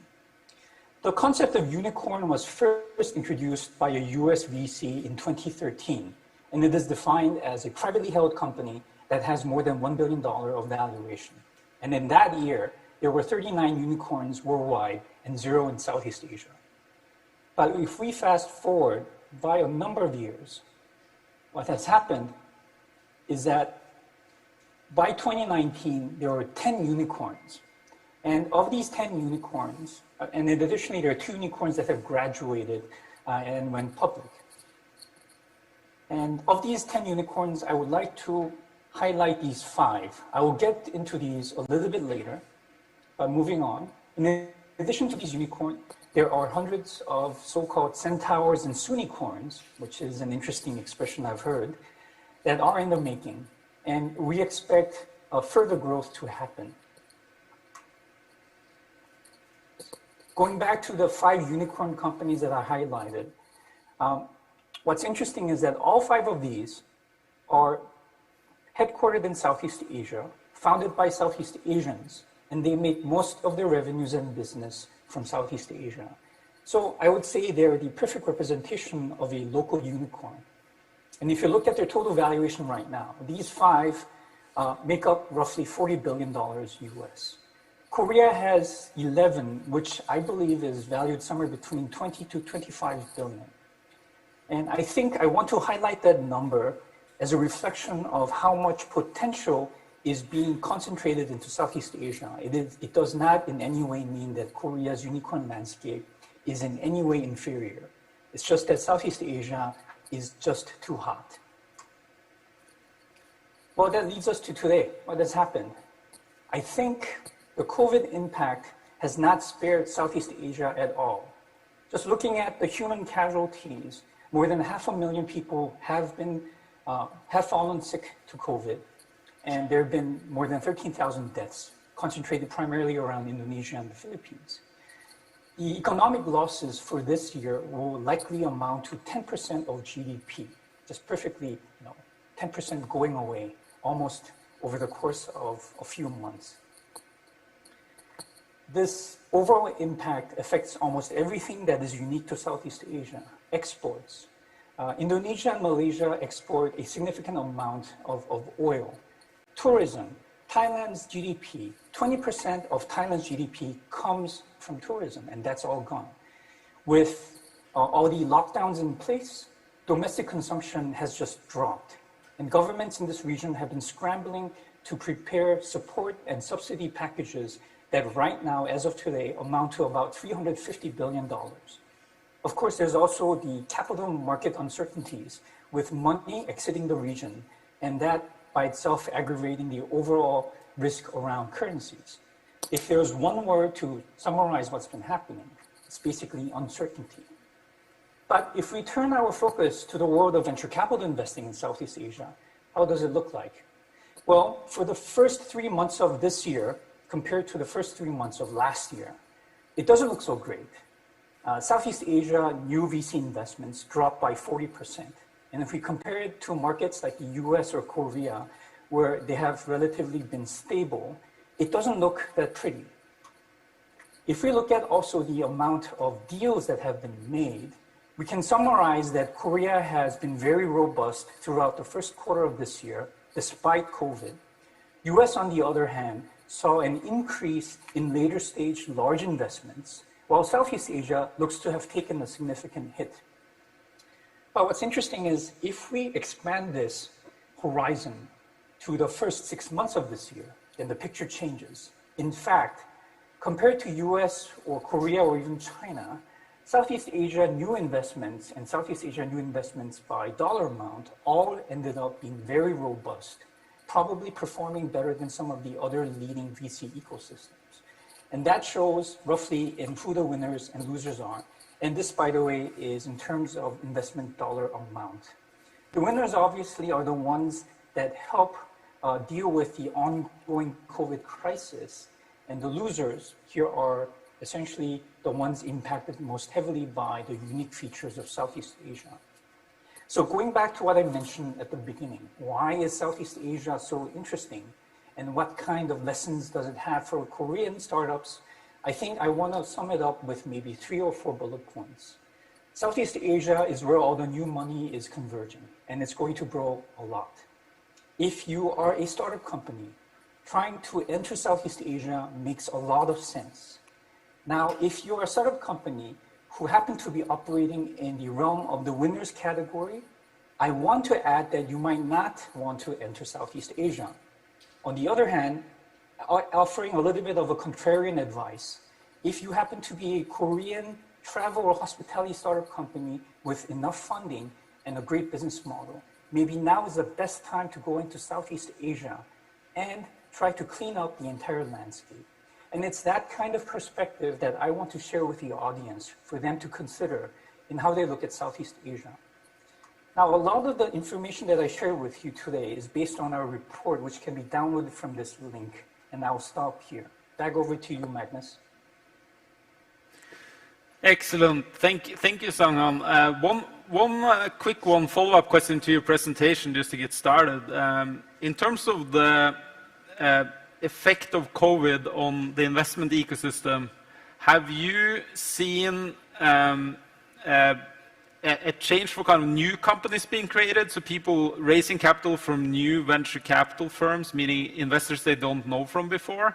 Or have you seen this? Some people have been talking about a shift from people investing into their own portfolio instead of investing into new deals. What's your view on that, or is that just urban legend? Excellent question, Magnus, and it seems to be very true.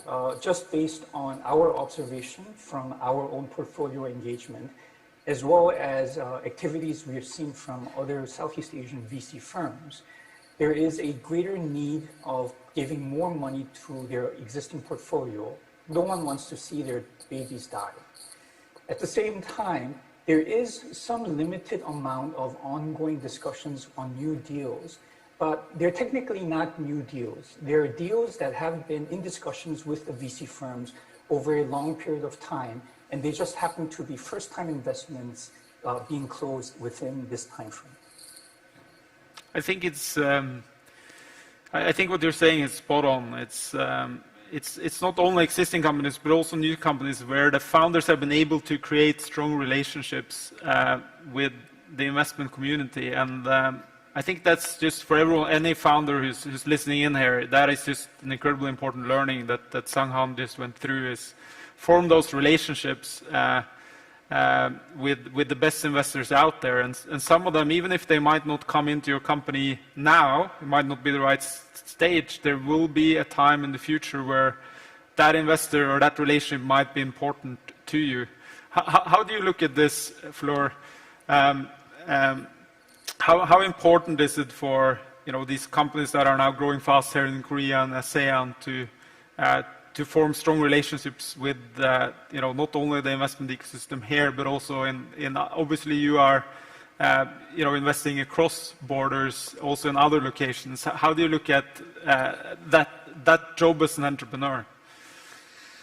I think this period must have been a very good test for entrepreneurs to assess the quality of their relationships with their investors. And that shows that, everybody has his interests. So interests are supposed to be aligned when you invest in a company. You were saying earlier, everybody wants the company to grow and to produce revenues and et cetera, et cetera. But at crisis moments like this, probably it's a very good test to see if you have chosen the right partners. And I think that you need to make sure that the partners that you will have, and by partners I mean investors, for example, for an ASEAN company that wants to develop, it can be in Europe, it can be in the US, of course. You really need to make sure that it's a very strong support, and that they will support you also in times of crisis.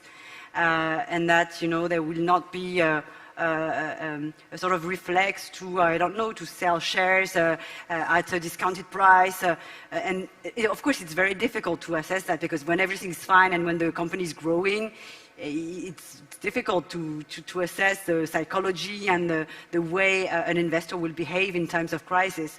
But it's the same when we invest. We VCs invest in a team. When everything's fine, you find that the people are great. And so I think there should be a very strong effort to make a due diligence on the part of the founders, on the investors, to really assess how they would behave, and probably they have a track record also. And when you're a founder, you may do reference calls, and you should make reference calls to other companies to see how the investor behaves in times of crisis, because that's very important to be, I think, backed by very strong partners who will not let you down in times like this. So probably, I'm sure that in this period, a lot of founders have experienced maybe difficult relationships, and that it will change the way they approach further fundraising and the way they will assess the quality of investors. So I think it's really a key issue. And it's not really Asian versus Europe, it's just a universal advice. Yeah, it's a very, very good point. I see the same. I think some of the very best founders we invest in, they do due diligence on the investors as much as the investor does the other way around. And you bring on board people who can really support you in in good times and in bad times. So great advice to all founders out there.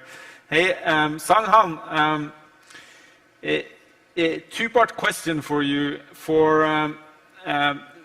For investors in Korea and companies, startups, growth companies in Korea who want to access the Southeast Asian ecosystem, you just went through obviously the very large opportunity that is there. How would you best go about that, right? Obviously, this is a very broad question, but just share some views of kind of that Korea to ASEAN relationship. Again, excellent question, and thank you for that. And I also want to add that Fleur's point earlier about entrepreneurs is a very universal fact that any entrepreneur should take note. So to address your question, I want to kind of add the comment of building bridges.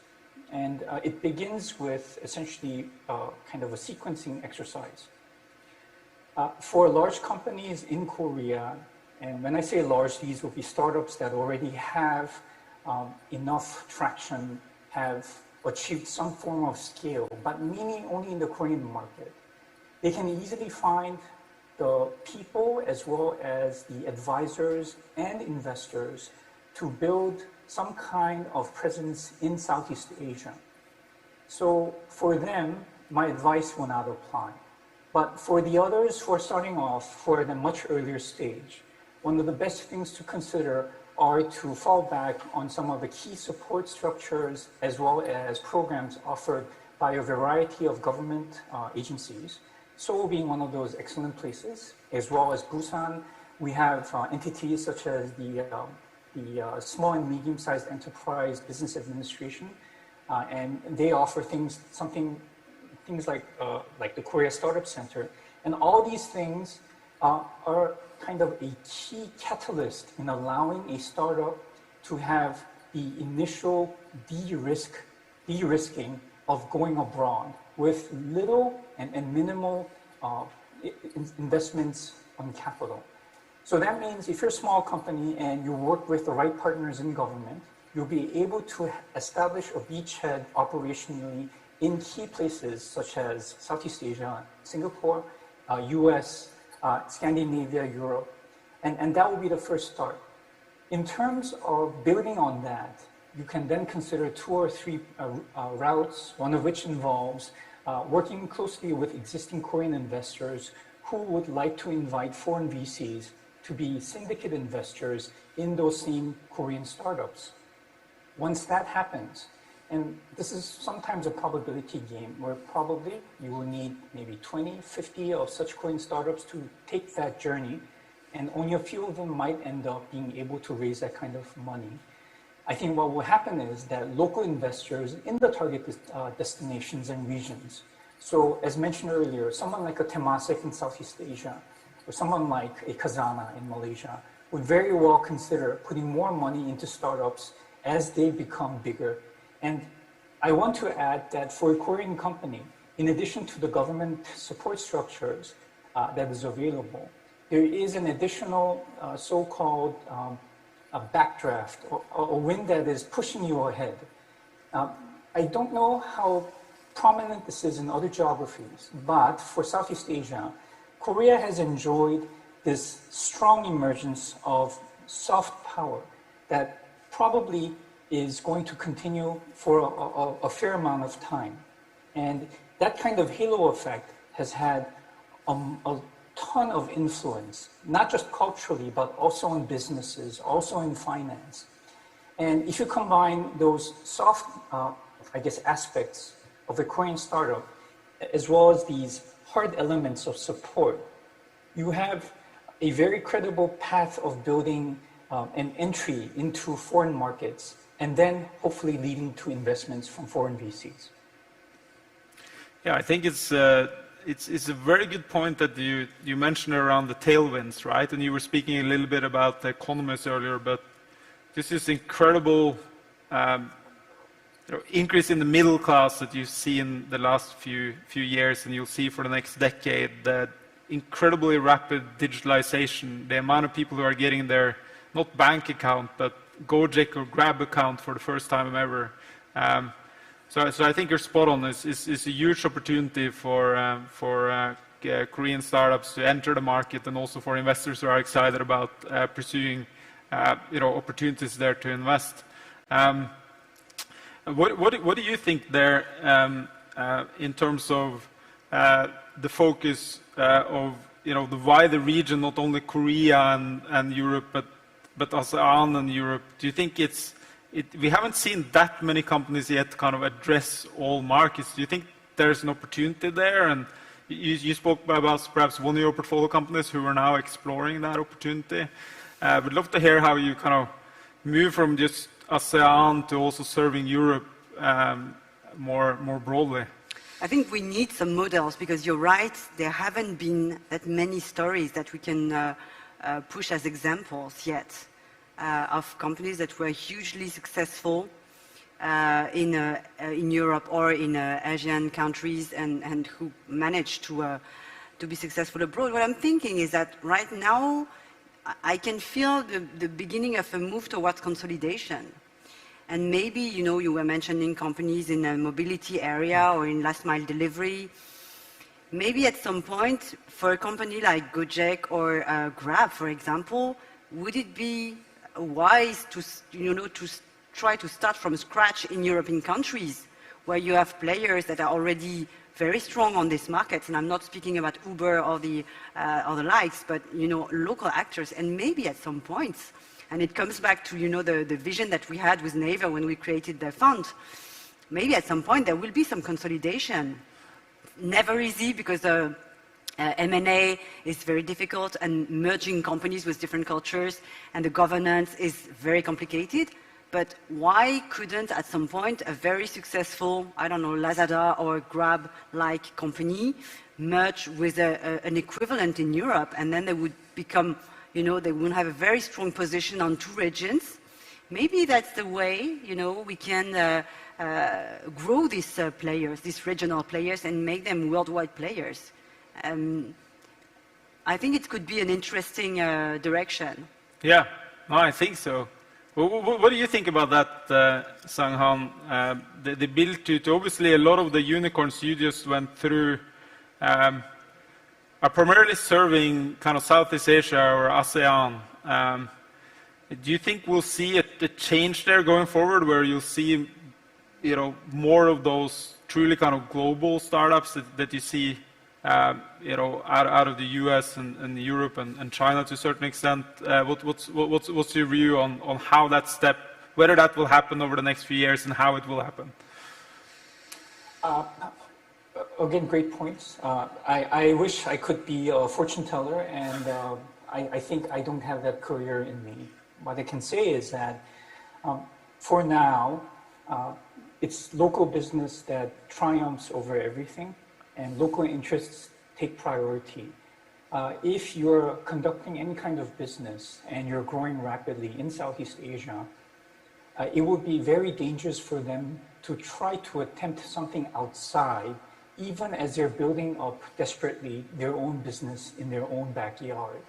So it is possible maybe in several years from now, but if I can perhaps guess to what a Grab or Gojek would do, they would go for complete dominance of their respective markets, either in Indonesia or in Malaysia or in Singapore or the entirety of Southeast Asia first.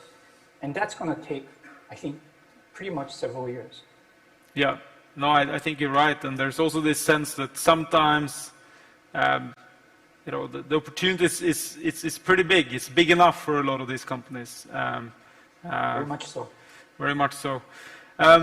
We're running a bit out of timer, so I think I'll end with a final question, and that is, if obviously this is a very unprecedented year, and we have the opportunity now. I heard there was almost 20,000 people tuning in to this yesterday. So you had an opportunity to speak to a lot of really amazing founders and startups out there. What would be kind of the piece of advice you'd give to them now in 2020, based on your background, to kind of leave everyone with before we wrap up? Well, I think, I mean, it's very commonplace what I'm going to say, but I think this period has shown how much, agility and resiliency are key in doing business right now. I mean, the period is so uncertain that you need to be ready to face any kind of situation. So that I think that, founders should really work on the agility of their business and their mindset as well.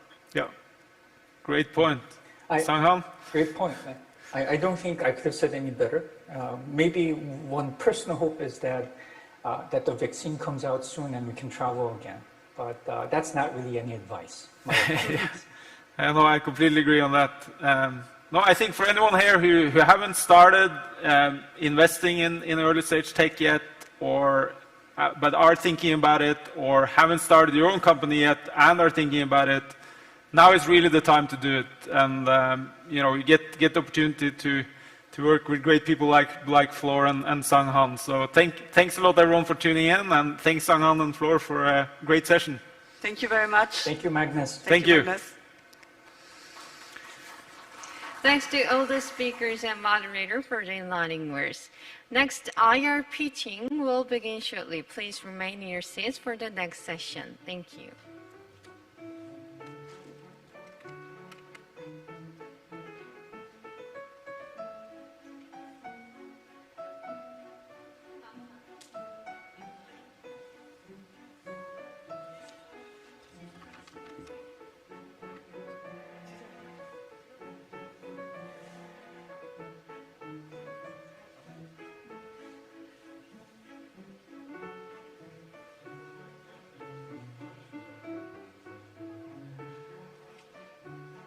A pandemic has spread around the world.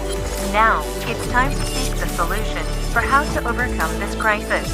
The time has come to accept a new paradigm. What should we do now? Environment pollution, climate change, disasters, and periodic infectious diseases have always been with us. Yet, we always find a solution, and through crisis, we are given another chance. Now, another crisis has arrived.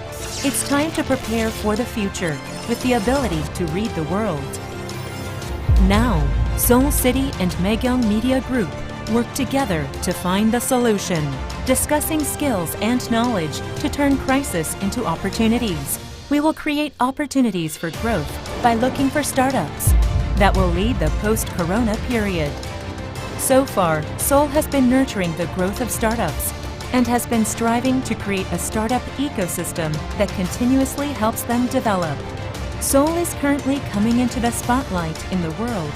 In addition, the World Knowledge Forum has been making efforts to resolve the knowledge gap through knowledge sharing and to achieve balanced global economic growth and prosperity. Also, they have continuously made positions for Korea and ASEAN aspiring startups to expand into the world. From primary industry to the fourth industrial revolution, innovation is taking place. A new momentum is being created. Opportunities to talk and share dreams of startups, an effort to overcome a crisis and make a future, a time to learn insights to succeed in the global market.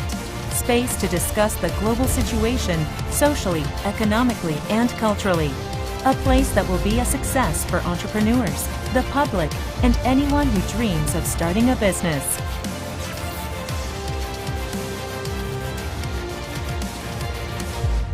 Try everything.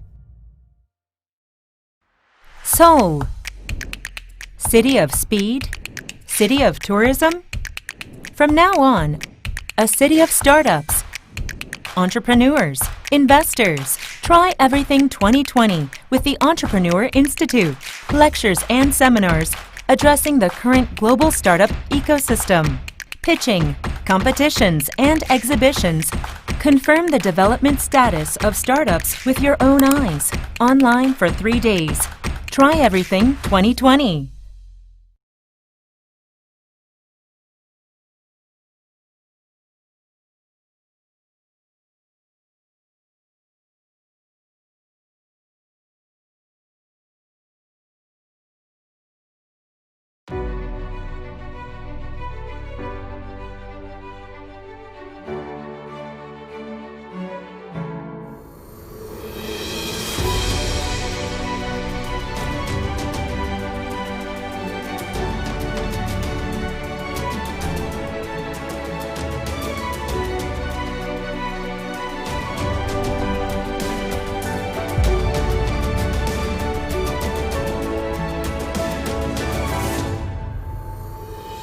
창업 참 힘들죠.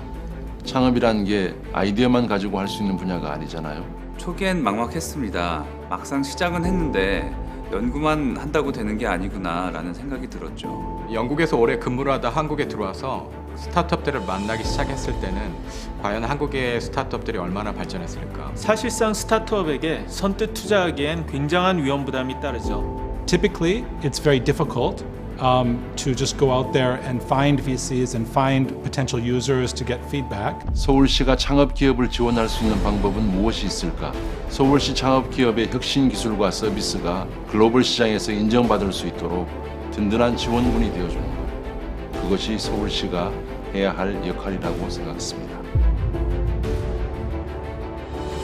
제가 해외 VC에게 서울시 스타트업에 투자를 얘기할 땐 장점으로 이 얘기를 합니다.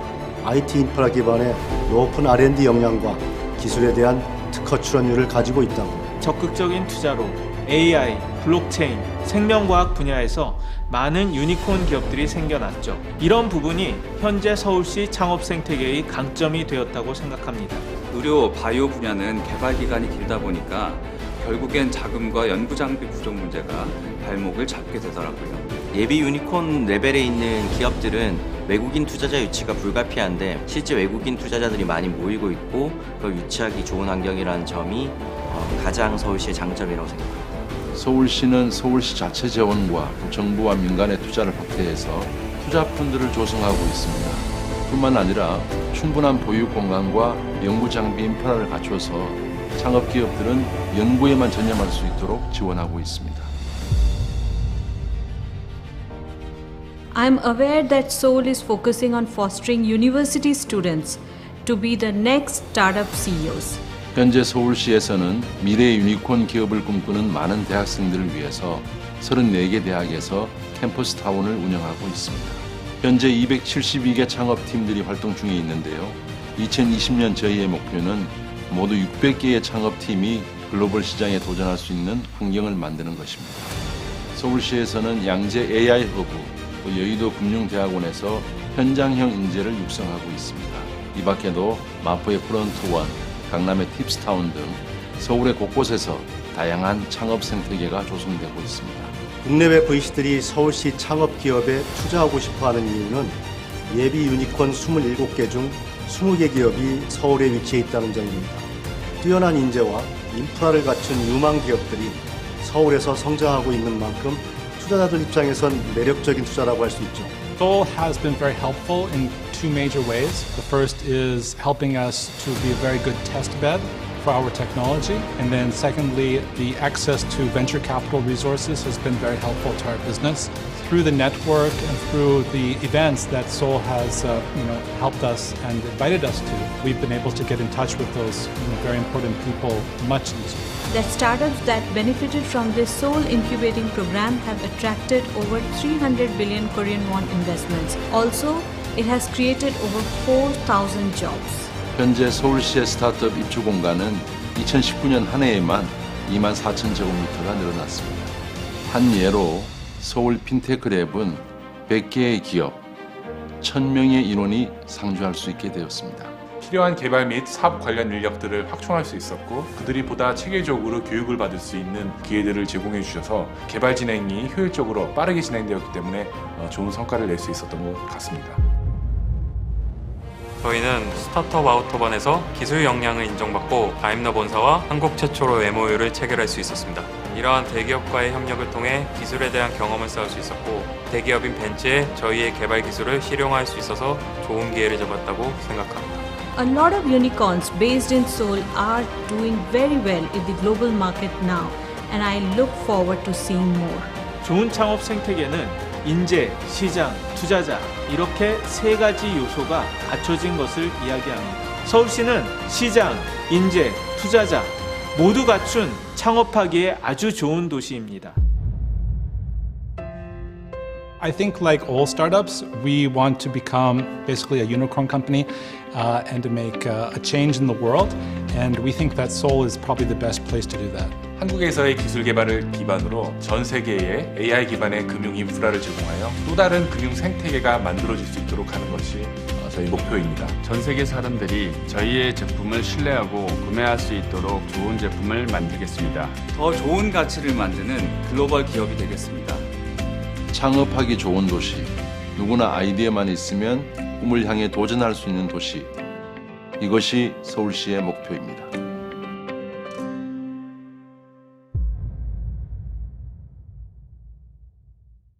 A pandemic has spread around the world.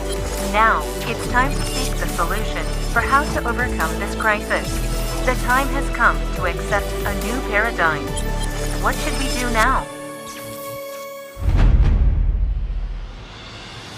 Environment pollution, climate change, disasters, and periodic infectious diseases have always been with us. Yet, we always find a solution, and through crisis, we are given another chance. Now, another crisis has arrived. It's time to prepare for the future with the ability to read the world. Now, Seoul City and Maegyeong Media Group work together to find the solution, discussing skills and knowledge to turn crisis into opportunities. We will create opportunities for growth by looking for startups that will lead the post-corona period. So far, Seoul has been nurturing the growth of startups and has been striving to create a startup ecosystem that continuously helps them develop. Seoul is currently coming into the spotlight in the world. In addition, the World Knowledge Forum has been making efforts to resolve the knowledge gap through knowledge sharing and to achieve balanced global economic growth and prosperity. Also, they have continuously made positions for Korea and ASEAN aspiring startups to expand into the world. From primary industry to the fourth industrial revolution, innovation is taking place. A new momentum is being created.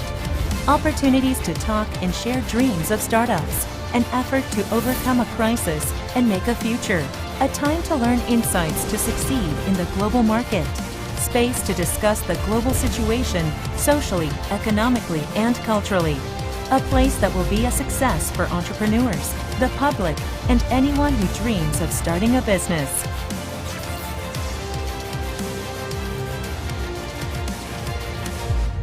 Try everything.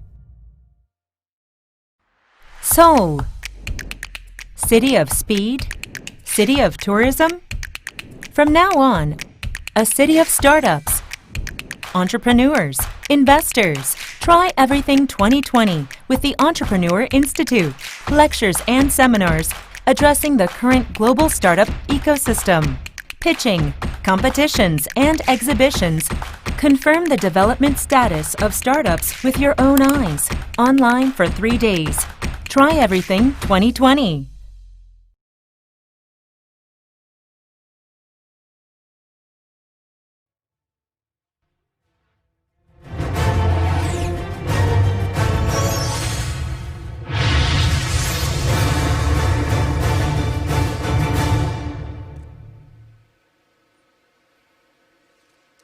Well, good afternoon, everyone. It is a pleasure meeting you. First of all, I would like to express my gratitude to everyone for attending the ASEAN-Korea Scale Up with KDB NextRound, a program co-sponsored by the World Knowledge Forum and Try Everything, and supported by KDB NextRound and ASEAN-Korea Centre. My name is Chang Park from Korea Development Bank, and we are running a platform called KDB NextRound. Today is unique because it is the second time for KDB NextRound to collaborate with the World Knowledge Forum. I also am very much excited and honored to be the moderator of this event for 2 consecutive years. Now, some of you are new to KDB NextRound, so let me briefly introduce what KDB NextRound is. KDB NextRound is the #1 venture investment platform in Korea. We connect startups and investors, just like today. Since 2016, we have introduced over 1,300 startups and over 280 companies successfully closed their fundraising through our platform. The accumulated fundraising size is around $1.4 billion up to date. Our mission is to promote entrepreneurship and to stretch the boundaries of the startup and to open new windows for new growth drivers. As a result, KDB NextRound was chosen as one of Global Sustainable Brands Top 40 by the United Nations last year. Today, the platform is not only for Korean startups, but also for startups around the world. We connect Korean startups to overseas investors and introduce foreign startups to various investors around the world. At the same time, we try to strengthen our platform in various ways, such as making funds, especially for KDB NextRound, and opening global special rounds and collaborating with real-owned entities just like today. For today, we were scheduled to have 6 companies. However, because of the recent increased numbers of COVID-19 newly confirmed cases in the Philippines, one of the companies, Highbrain, a healthcare information technology company from the Philippines, had to cancel. They have been working closely with the healthcare organizations, so they are putting all of their resources to combat the current situation. It is unfortunate, but it also addresses an excellent example of how technology from a startup is working closely with the market and to make a difference in the real world. So today, we have 5 prominent startups, 2 from Korea and 3 from Southeast Asia, which are Malaysia, Thailand, and Vietnam. They are all carefully selected startups which even could represent their country. So today, you could have a glance at how top Asian startups are performing and where the market is heading. At the end of our presentations, we are here to award a startup as the next unicorn. That company will also receive the qualifications for Extreme Tech Challenges Global Finals in the next year's Vivatech in Paris, and also a place at the main stage at Next Rise 2021. To help the selection, we invited renowned investors as judges for today's event. We do have some familiar faces for our past session. Madame Fleur Bachelin, the founder and CEO of Corelia Capital, Mr. Sang Han, a partner at Central Ventures, Mr. Magnus Grimland, the CEO of Antler, Mr. Hak Jin-bae, Head of America Private Equity and National Pension Service, Mr. Jong-ho Kim, Deputy CIO at Korea Investment Corporation, Mr. Mahmoud Adi, founding partner of Shuk Partners, Mr. Nongchit Kambuhae, Head of Trade and Investments Unit at ASEAN-Korea Centre, and also Mr. Song Hoon-sung, Next Rise team head from KDB. Few announcements before we start our presentation. There will be a short Q&A session after each presentation. If you're watching this online, you can ask your question through the webinar and also through chat. And if you're joining us here at the floor, please raise your hand. Each IR will be 15 minutes long, including Q&A. Please note that some of the startups will be presenting online. Now, enough of the introduction, and let us begin KDB NextRound. Most artificial intelligence is heavy on the artificial, light on intelligence. Everybody is currently on the deep learning bandwagon, but Mind AI is different. Mind AI is a spearhead into a completely different way of looking at things from the ground up. A method for a machine to be able to reason as a human being does, not just by pushing around the numbers. Not a glorified calculator. What is information? What is the meaning? What is intelligence? Mind AI may just know. Please welcome Mr. Paul Lee from Mind AI.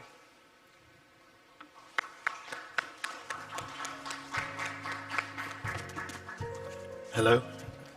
Hello, everyone. Thank you for inviting us. Thank you for the introduction.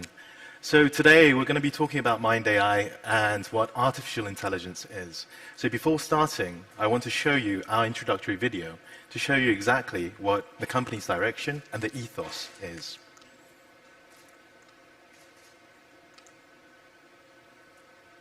Artificial intelligence is the new arms race of our time, with the world's wealthiest corporations and nations hoarding the most innovative scientists, engineers, and researchers. It's deterring our collective brainpower from creating projects that may solve global humanitarian crises, to merely producing systems for profit, surveillance, and war. The AI arms race rapidly progressed us through the second wave of AI, in which deep learning through brute force statistical computations led to superhuman achievements in several domains. Second wave systems produce extremely accurate results, but its mistakes can be fatal, as we've seen with recent autonomous vehicles.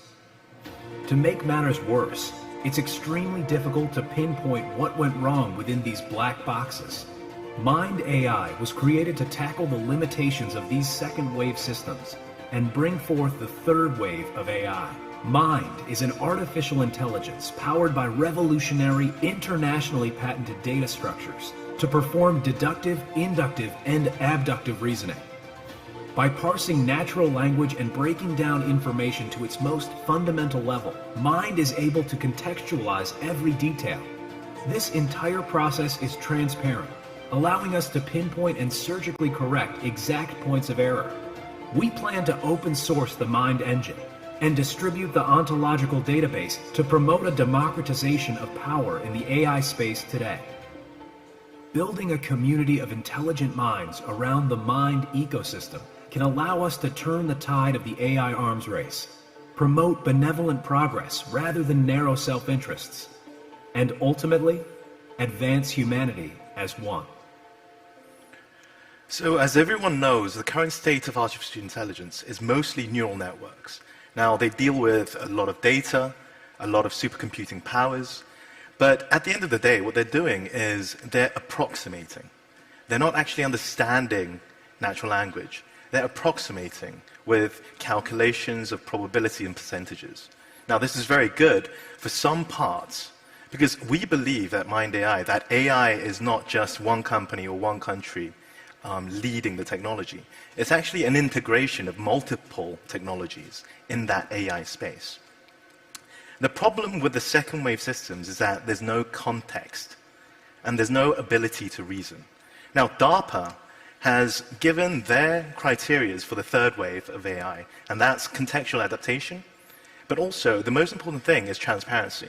The current AI systems out there right now is a black box. You don't know how it got to the conclusion. And if you don't know how it got to the conclusion, what kind of evidences, what kind of theses it used to get to the conclusion, then it's very difficult to actually believe it, trust it, and use it in multiple industries, such as medicine. So what we have done at Mind AI is concentrated on what intelligence is. Now, intelligence, the definition of intelligence, is the ability to learn, understand, and think. It's basically the ability to reason. So what is reasoning? Now, reasoning is a combination of abduction, deduction, as well as induction. Not just one, not just two, but all three working in concert. So we had to devise from scratch, from the beginning, to develop an architecture that comprises of these three components. It took us 13 years of blood, sweat, and tears to get to this canonical structure. And this is exactly what we call the unit of reasoning. Now, that triangular structure called the canonical encompasses the abduction, the induction, as well as the deduction. So this has never been done before, and it took us a very long time. But with this, we realize that in natural language, the most important thing is actually context. So without context, you lose the meaning, and the only way you can actually understand it is to deal with vocabulary, basically word matching. And that's not what we call artificial intelligence. So the unique differentiators of Mind AI, what's different? First of all, it's transparent. Because it has the canonical structure and it's built on the architecture of this canonical, you can trace back. You actually understand what and where and how it got to that conclusion. It's adaptive learning. Its ability to context hop is amazing. I mean, I'm sure most of you know, but in chatbot systems today, you deal with one intent. Then you want to do another intent. It takes you forever to make that intent. So in a human being, for example, when you're talking to one person about one subject, then you turn to another, talk about another, then you come back, it's possible. You can continue that conversation. However, in a chatbot world or in current neural systems, the whole system breaks down. There's no such thing as context hopping or discussion migration. Our process is linear and qualitative. We don't deal with numbers, so it's not quantitative. We're not approximating anything. We're actually understanding the sentences, as well as the paragraphs, as well as the whole page. Therefore, it's human understandable logic. We don't need tons and tons of data. So for example, AlphaGo needed millions and millions of playing data to beat Isedo.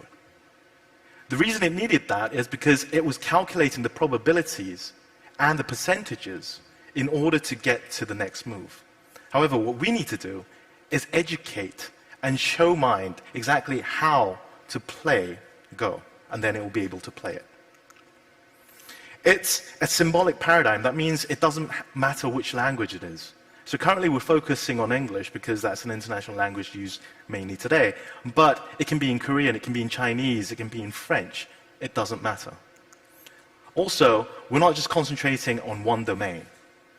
We're not trying to play chess or trying to play backgammon.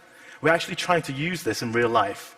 So I'm going to tell you a little bit later, but our business plan and what we are doing in real life business is actually using our engine to automate customer service, as well as to make an AI mentor for education. As I said, it's a new symbolic paradigm. It's never been done before. It doesn't work with the symbolic, the brittleness, and it doesn't work with the neural network systems out there. So what we believe is with the reasoning engine that we've developed, that will act as a CPU like in a computer.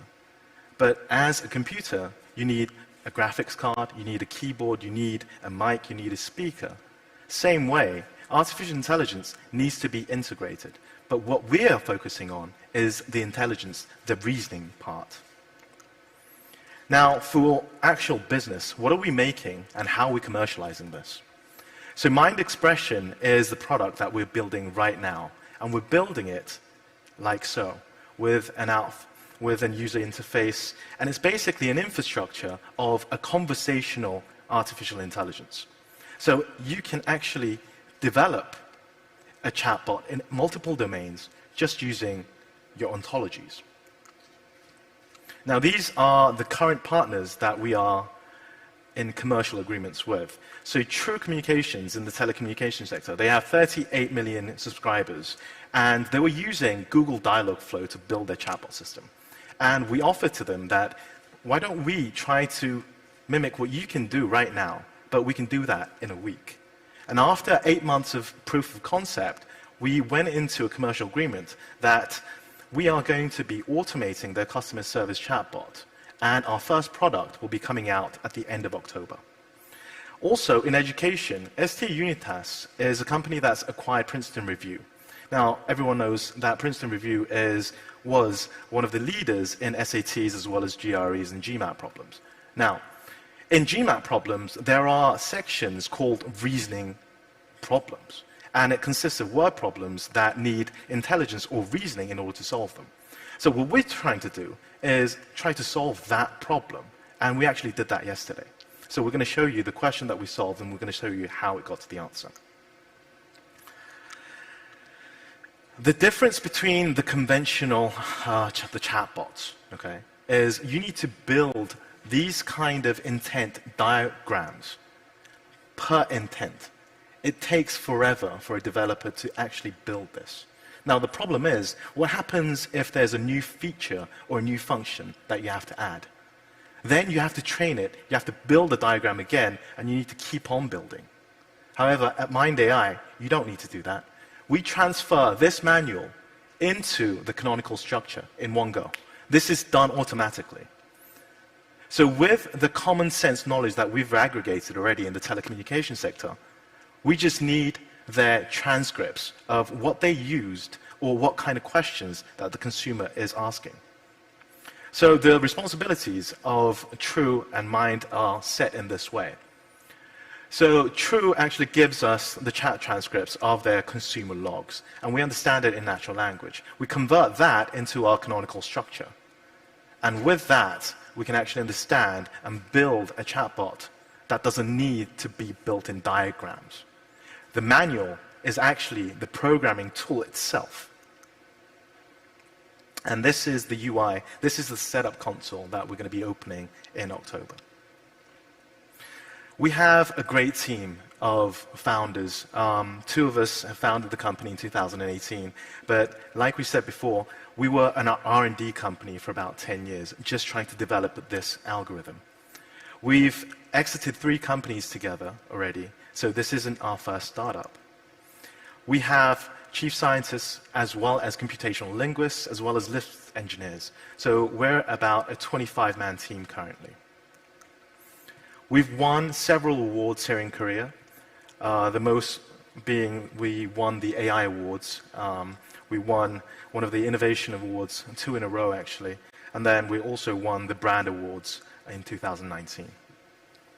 Now going back to education, this is actual GMAT questions. There are no AI companies currently that can solve this and show you exactly how it solved it. It's a very difficult question. It's based on rate and time and these algorithms. So there's actually 2 equations that needs to go in order to answer this. With Mind AI, we've actually put that into a canonical form, and it shows step-by-step solution to how it solved the question. Now, obviously, this was done yesterday, so I had to put it at the last slide, and that's why it doesn't have any natural language on there. But imagine a world where now students are learning, personalized learning, through AI teachers. This is now possible, and this is a reality, and this can be done now. Not in 5 years, not in 10 years, but we can actually develop this today. Thank you for listening. Thank you. Any questions, please? Yes, thank you for your inspirational presentation. Any questions from the floor or from the judges? Feel free to ask. Yes, please. Mr. Magnus. A mic will be delivered to you.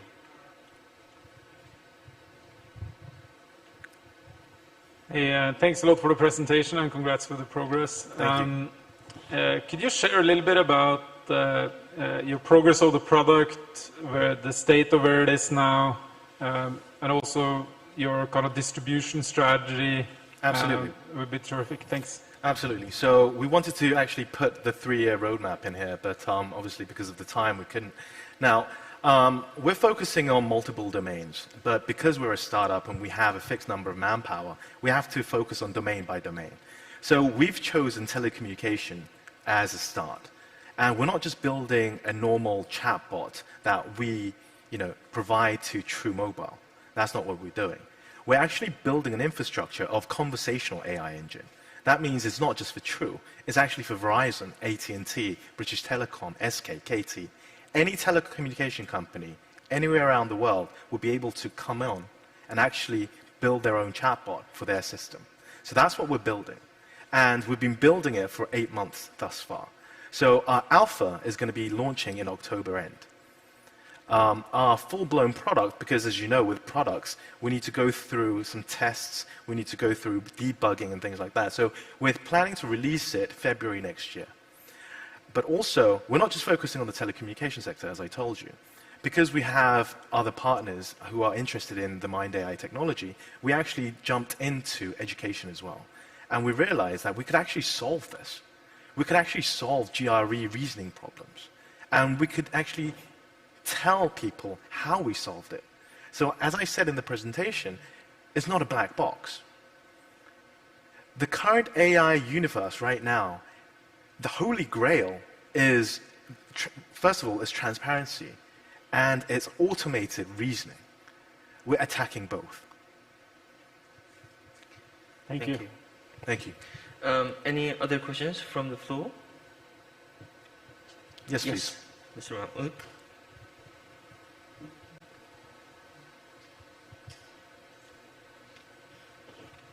Thank you, and congrats on the progress. Thank you.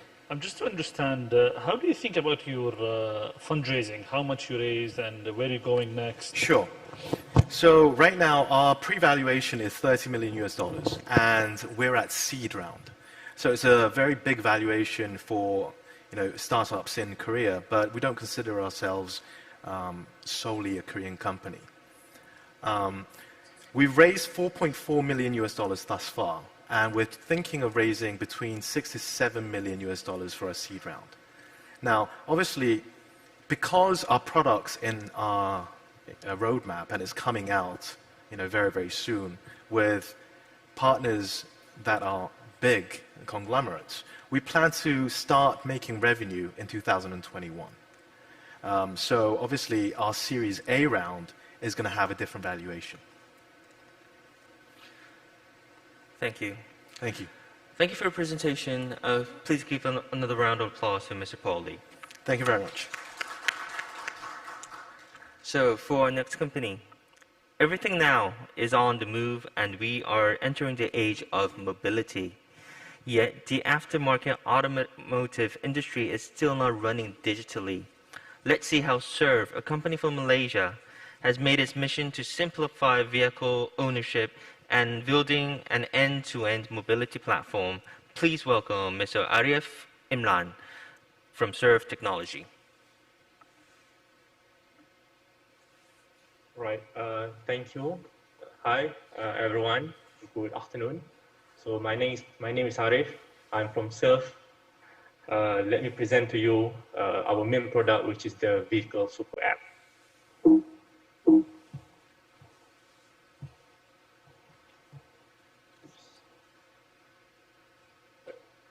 There's an emerging market of automotive solutions in the market popping up, not just in Malaysia, not just the region, ASEAN, also in the US, globally. ASEAN, we can see big guys like Your Mechanic, Go Auto, and Malaysia itself, there are various players tackling various solutions in automotive aftermarket industry. But the thing is, even though there are solutions out there, still there are a lot of problems that haven't been solved by all the solution providers. First of all, even though there are solutions, but there's no focus on vehicle ownership. What is vehicle ownership? People tend to have a misunderstanding of vehicle ownership. People tend to understand that vehicle ownership is about the moment that you're trying to buy a new car, a new vehicle, and then you own it, you get the certificate of ownership. But actually, it is not just that. At Serve, vehicle ownership is about the full life cycle of a user owning a vehicle. From the moment that we want to acquire a new vehicle, we have it, own it, ownership transfer to us, and then we maintain, care, we do everything to it until we don't want to use it anymore, we transfer the ownership to someone else. That is the full life cycle of vehicle ownership. The second thing is, because there are a lot of problems, and then it comes out that there are a lot of solutions as well. But for a vehicle owner, it just doesn't make sense. For a single user, need multiple apps to manage one vehicle or as one user. So why don't all these solution being consolidated into one super app? The third one is service transparency. We can put aside all these digital solutions yet, but we can see in the industry itself, everything are still done very, very manual. Everything is still done all on paper, all invoicing, receipt, and everything, which result into lack of transparency. The fourth is the records and reminder. Even a car enthusiast like me, I always forgot multiple things regarding my vehicles, especially the road tax reminder, insurance, even the license and everything. So normally all this enforcer is the one that always keep reminding me of all these dues related to my vehicles. To simplify vehicle ownership. Like I said earlier, vehicle ownership is about the full life cycle of a person owning a vehicle. But how do we simplify? How do we address it? We believe that it should start with owning your vehicle digitally. Yes, now we own all our vehicles, all physical, but we put in all the information into digital. At Serve, we don't treat we don't present ourselves as a service provider, but it's all about you as a vehicle owner and your vehicle. We treat every vehicle as they have their own persona, their own profile, and any services related to that particular vehicle, we make it accessible all from one platform, which is the Surf app.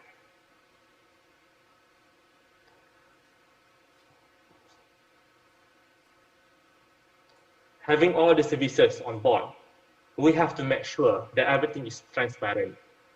Every pricing, invoices, receipt, all payment are all done through digital. And we make sure every pricing and offering, the price are there before any confirmation of any kind of services. And after we do anything about our vehicles, it is important for us to have all the records and reminder to be all in place and can be accessible back anytime, anywhere, all from the same app. So this feature is about bringing the accessibility to the information that the customers or the users themselves actually deserve for. This is our main feature, which is the car health record. We make it compulsory for all our providers to put in any information as a record keeping, but it can also be accessible back by the users themselves. In the 3 simple steps, all the features is being kept or being architected as a 3 simple steps: own, service, and track. Again, it's own, service, and track. We have 3 kind of business model. So of all of our offering, services offering inside the app is divided into 2, which is on the go, is for on-demand services, and for the drive-in. For anything on the go is anything that you can call, services that you can call by not having to go anywhere, meaning the provider that will come to you. But drive-in is service that you need to drive your vehicle to that particular shop. Maybe a merchant of workshop, garage, accessories, and also car wash, and all sorts of that. So all this varies. We have 2 types of revenue generation. It's 5 to 15% revenue sharing for on the go and 2% for the drive-in. And then we have the third one, which is a customized solution. This is for customized solution. This is for the OEM kind of corporates, car manufacturing, and all that. So we have customized solutions because they want something different from the other merchants that is available on the market. Reviews have been amazing so far. We have more than 90% good review, in all platforms across Apple, Google, and Google Review and all that. So this is one of my happiest moments of last year. So our app is not just being used by the new generation, but also being used by the older generation. So my happiest moment is that we managed to convert an auntie, right, from managing her car manually. Now she's managing her car all digital using Surf app. We have partnered with a lot of go-to-market partners, like Boost is #1, is Malaysia #1 e-wallet app. So if you open Boost app, so it's very famous in Malaysia. If you open My Vehicle, which is the service provided in the My Vehicle type, it's actually provided by Surf app.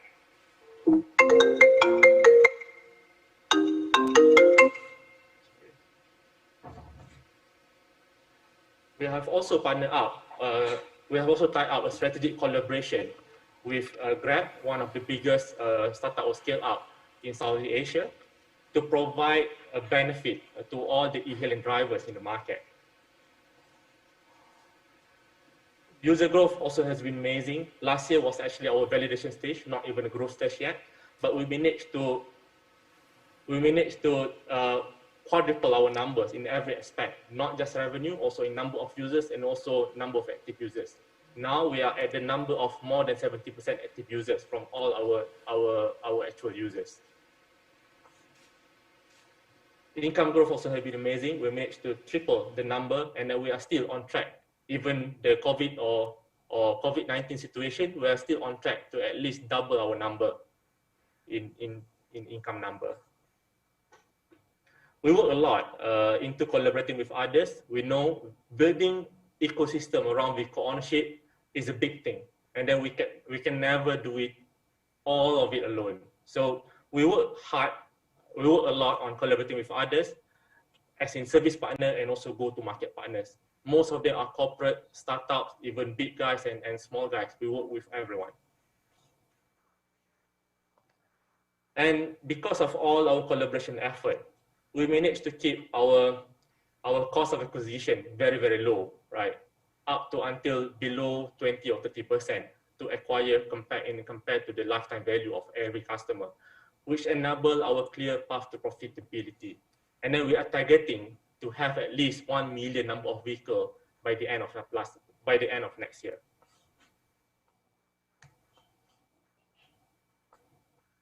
So of course, to execute an amazing product, it requires an amazing team. So we have multiple and various of background, not just in Malaysia. We have background from Google, BMW, even Carrefour, General Motors, and everywhere in the world. But the most important for me is not about individual capabilities, but it's about a group of people that work together to achieve and to execute our dreams. So that's all. Thank you. Well, thank you. Thank you for your presentation.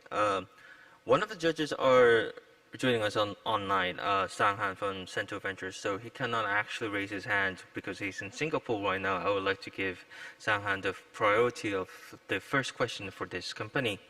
Sang, are you there? Sure. I hope you can hear me. So thank you for the presentation. Yeah. I have a broader level question around this. So number one, you're based out of Malaysia, and Malaysia has been heavily impacted by the quasi-lockdown orders, MCO. How does that impact your business plan now? And what's your view on whether you need to get outside of Malaysia, expanding into other parts of Southeast Asia? All right. So in terms of impacted, yeah, more or less the industry are impacted, but it's some kind of a blessing in disguise or silver lining for us, because we just rolled out our drive-in feature, which is we give out a free management workshop, management system for all the workshop, for all the garage. So it's kind of in line because of after the COVID, everything has to go digital. So people are promoting contactless payment and everything. So we provide a free solution for them so that we can onboard them as fast and as fast as possible, that we can achieve that growth. So in terms of going out, yes, we need to go out, but because of the restriction of movement and everything, travel and everything, so we choose this year is about focus on the growth, because it's a big opportunity.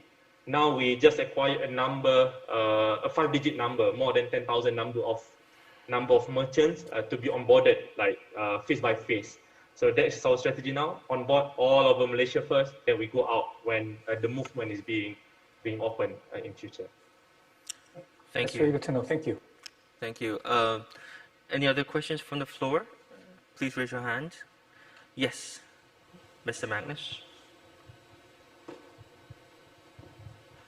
Thanks a lot, and congrats on the progress. Could you share a little bit? You mentioned that you have 70% active users. Can you talk a little bit about what that means? You know, how frequently, like a little bit about the user behavior. All right, so I would like to share a phase of our development.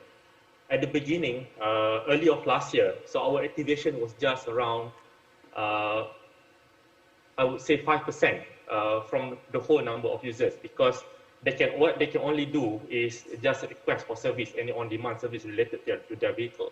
But after we kind of evolve our solution into vehicle ownership, so it's not just about getting the services, it's also about keeping their record of their vehicle into the app.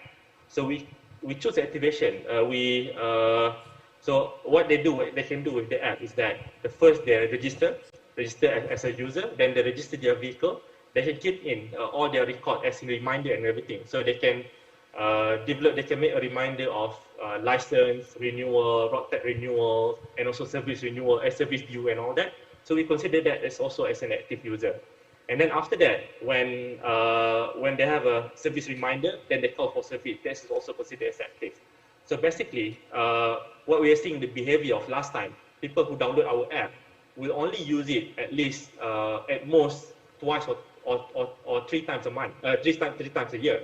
But now, because of we are offering a lot more, so the activation becomes at least 1 quarter we get once. But we are trying to get it like more active and more active, means we are trying to get it at least once a month, and then once a week, and then every day and all that. So we are trying to offer more and more solutions that can make them more active in daily basis. Thank you very much for your presentation and for your answers give another applause to Mr. Arif Imran from Serve Technology. So, our next company is JobHopin, Vietnam's #1 AI-powered platform for job and talent intelligence. If Apple has Siri, Amazon has Alexa, JobHopin has Bunny, an AI to help you recruit the top talents in Southeast Asia, especially in Vietnam, faster, smarter, and much easier. Instead of manually reading through hundreds of CVs every day, Bunny AI could automate the sourcing, filtering, and connecting over 50,000 talent profiles every day. Please welcome Kevin Tong Nguyen, the CEO of JobHopin. Hello everyone. My name is Kevin Tong, and I'm speaking to you guys from Ho Chi Minh City, Vietnam. So it's my pleasure and honor to speak with you guys all today here. And after 14 years of living and working, I also went to school in the US, I decided to come back to my home country, and I saw the big problem in the recruitment industry. Big company spend a lot of time have to screening through hundreds or thousands of CV applications every day. By the time they get to the right talents, that talents already have a job somewhere else. Well, meanwhile, small, medium company that doesn't have the brand equity use all the traditional way to recruit talents, like posting a job on job board, or working through the social networks. It's very manual and daunting, and doesn't really have a good outcome of attracting the right talents. So, for the last 4 years, we've been focused in applying AI technology to build our recruitment platform that focus in automate all this process and make recruitment happen a lot faster, easier, and a lot smarter. And what we do, we are very lucky to be backed by the top tier venture capitalists like Sima Chen Flint, that based in Seoul and also Silicon Valley. And so we're backed by a conglomerate in Japan in the HR industry called MindNavi, right? As well as Edu Lab Capital and KK Fund. And all of these top tier specialists would help us to able to stay on top of the latest AI technology and help us compete with all the incumbent in this industry that have 20 years of brands or a lot more in terms of data and user such as LinkedIn, or also local company such as JobStreet. So what we do for the last 4 years is we build a B2B a SaaS company, software as a service, and recruiter from company able to pay a very small fee to use our technology to sort through over 12 million of knowledge workers to get the right talents. And as a SaaS platform, we're able to onboard and work with over 3,000 companies and able to have our AI analyze over 12 million of talent profile online, especially in the knowledge workers. And we are a small teams of about 70 plus, with more than half working in the software engineering and also AI technology. And we were able to see in section of first line in 2018, our B2B companies are able to grow almost 40% year over year.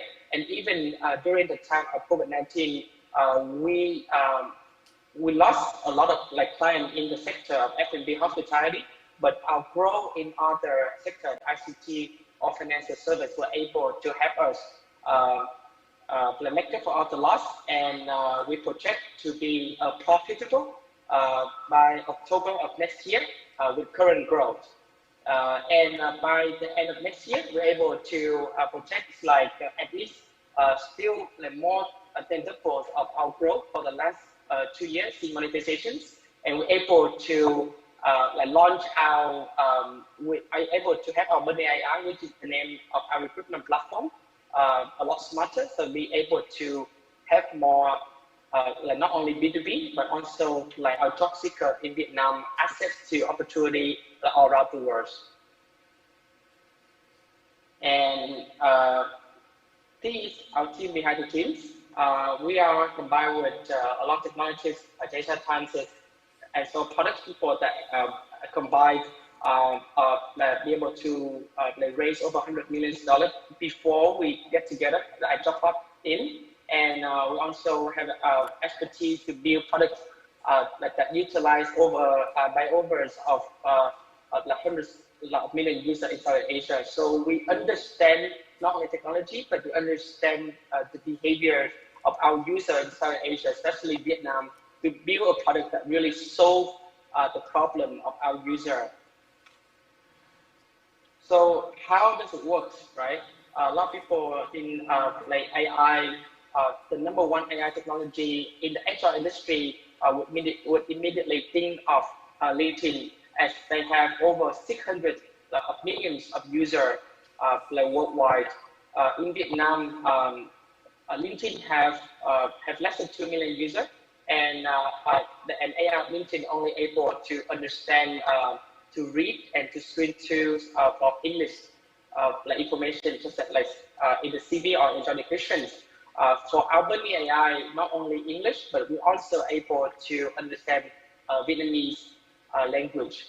And so company, on the company side, we understand not only just the information in the keyword, but what we aim to build is a Netflix experience that personalize all the behavior of the recruiter.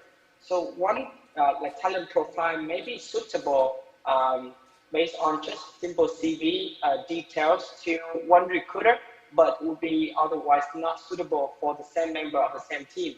So based on the behavior, progressive hiring, we're able to like navigate OpenAI to create a very personalized in terms of recruitment like online. Unlike and using our technology, like Money AI able to screen to over 50,000 CV per day across all the channel online versus just like manually reading through a couple of hundreds of CV if you use my eye. And not only that, our platform able to answer the question of like, okay, who are the top 10 talent in IT or in sales or in marketing, in financial service, in 3 particular cities, the major city one in Vietnam, which is Ho Chi Minh, Hanoi, and Da Nang City. That's where we focus our resource of AI to monetize and track the movement of talents across all the public like a database to the private ones that we have access to. And on the job seeker side, of course, we work with the #1 enterprise company right now in South Asia at the presence in Vietnam, which is like Microsoft and also SAP, where our technology is the only AI solution that able to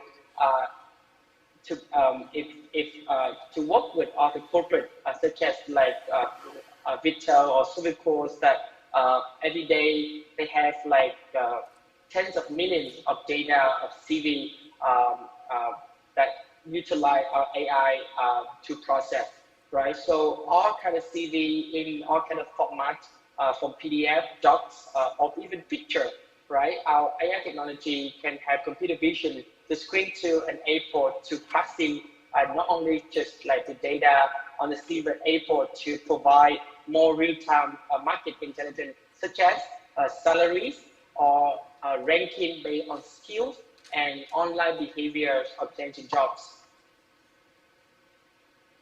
And we also like have sufficient platforms to our networks of if you want to recruit top talents in Vietnam to help you build products, right? It's just the simple process. You're able to access to our vetted network of thousands of like very talented and qualified headhunter based in Vietnam. So these the combinations of our differentiation compared to others platforms out there that have dominant user in Vietnam at the moment.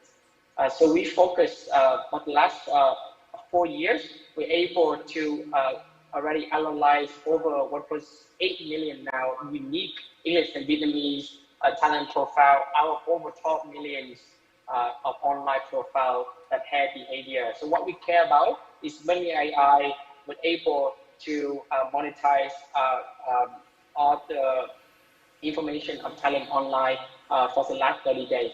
And whoever that suits to your recruitment need, like today, Bunny AI able to answer the question of who the top 10 for you to look at, and based on your feedback, Bunny AI platform may able to like filtering, shortlisting, and connecting the talent with you. So that is a little bit of like a quick look on how our UI UX on the recruitment is. The traditional way of job postings are free for us, and we able to also compare the hiring in terms of demands to all the similar companies that hiring online right now across all online platform in Vietnam at the moment. Oh, okay. Using our solutions, a lot of top company, over 3,000 of like very known and reputable brand in Vietnam, from banks to blockchain company like Carbon Networks, or to like very fast growing startups, even like LITE, which is like corporation and technology, or like companies in the insurance industry like Manulife, or in the FMCG like Abbott, able to like decrease the recruitment cost, right? And the question we get a lot from our client is, so would our Bunny AI would replace the need of the HR department? The answer is no. Actually, like utilizing our technology, able to help them increase the productivity by like multiple. So you know, be able to attract and screen a lot more of applicants to their hiring demand instead of just posting a job on traditional job board. And so that was the end of my presentation. We would love to seek for a strategic partner, and we're not fundraising at the moment, as we plan to be profitable by next October, but we would love to explore other opportunity to serve your hiring need. If you think that the best talent in Vietnam, they're able to like help you build your products or like grow your business a lot faster. Thank you so much, and welcome any questions. Thank you, Kevin. So any questions from the floor? Please raise your hand. Butterfly Lane.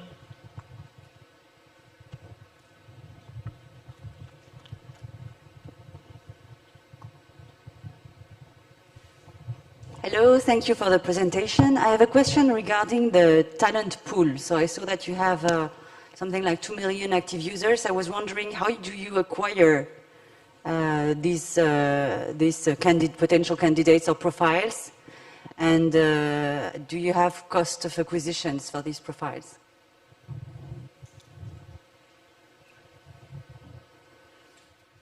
Oh yes, absolutely. So thank you for your question. Our cost of acquisition for the profile is actually based on the recruitment need of our clients. So let's say if you need to filter a lot of talent in sales today in Ho Chi Minh, our AI able to look into our first, like our unique pool We have over like 1.8 million of unique talent profile at the moment.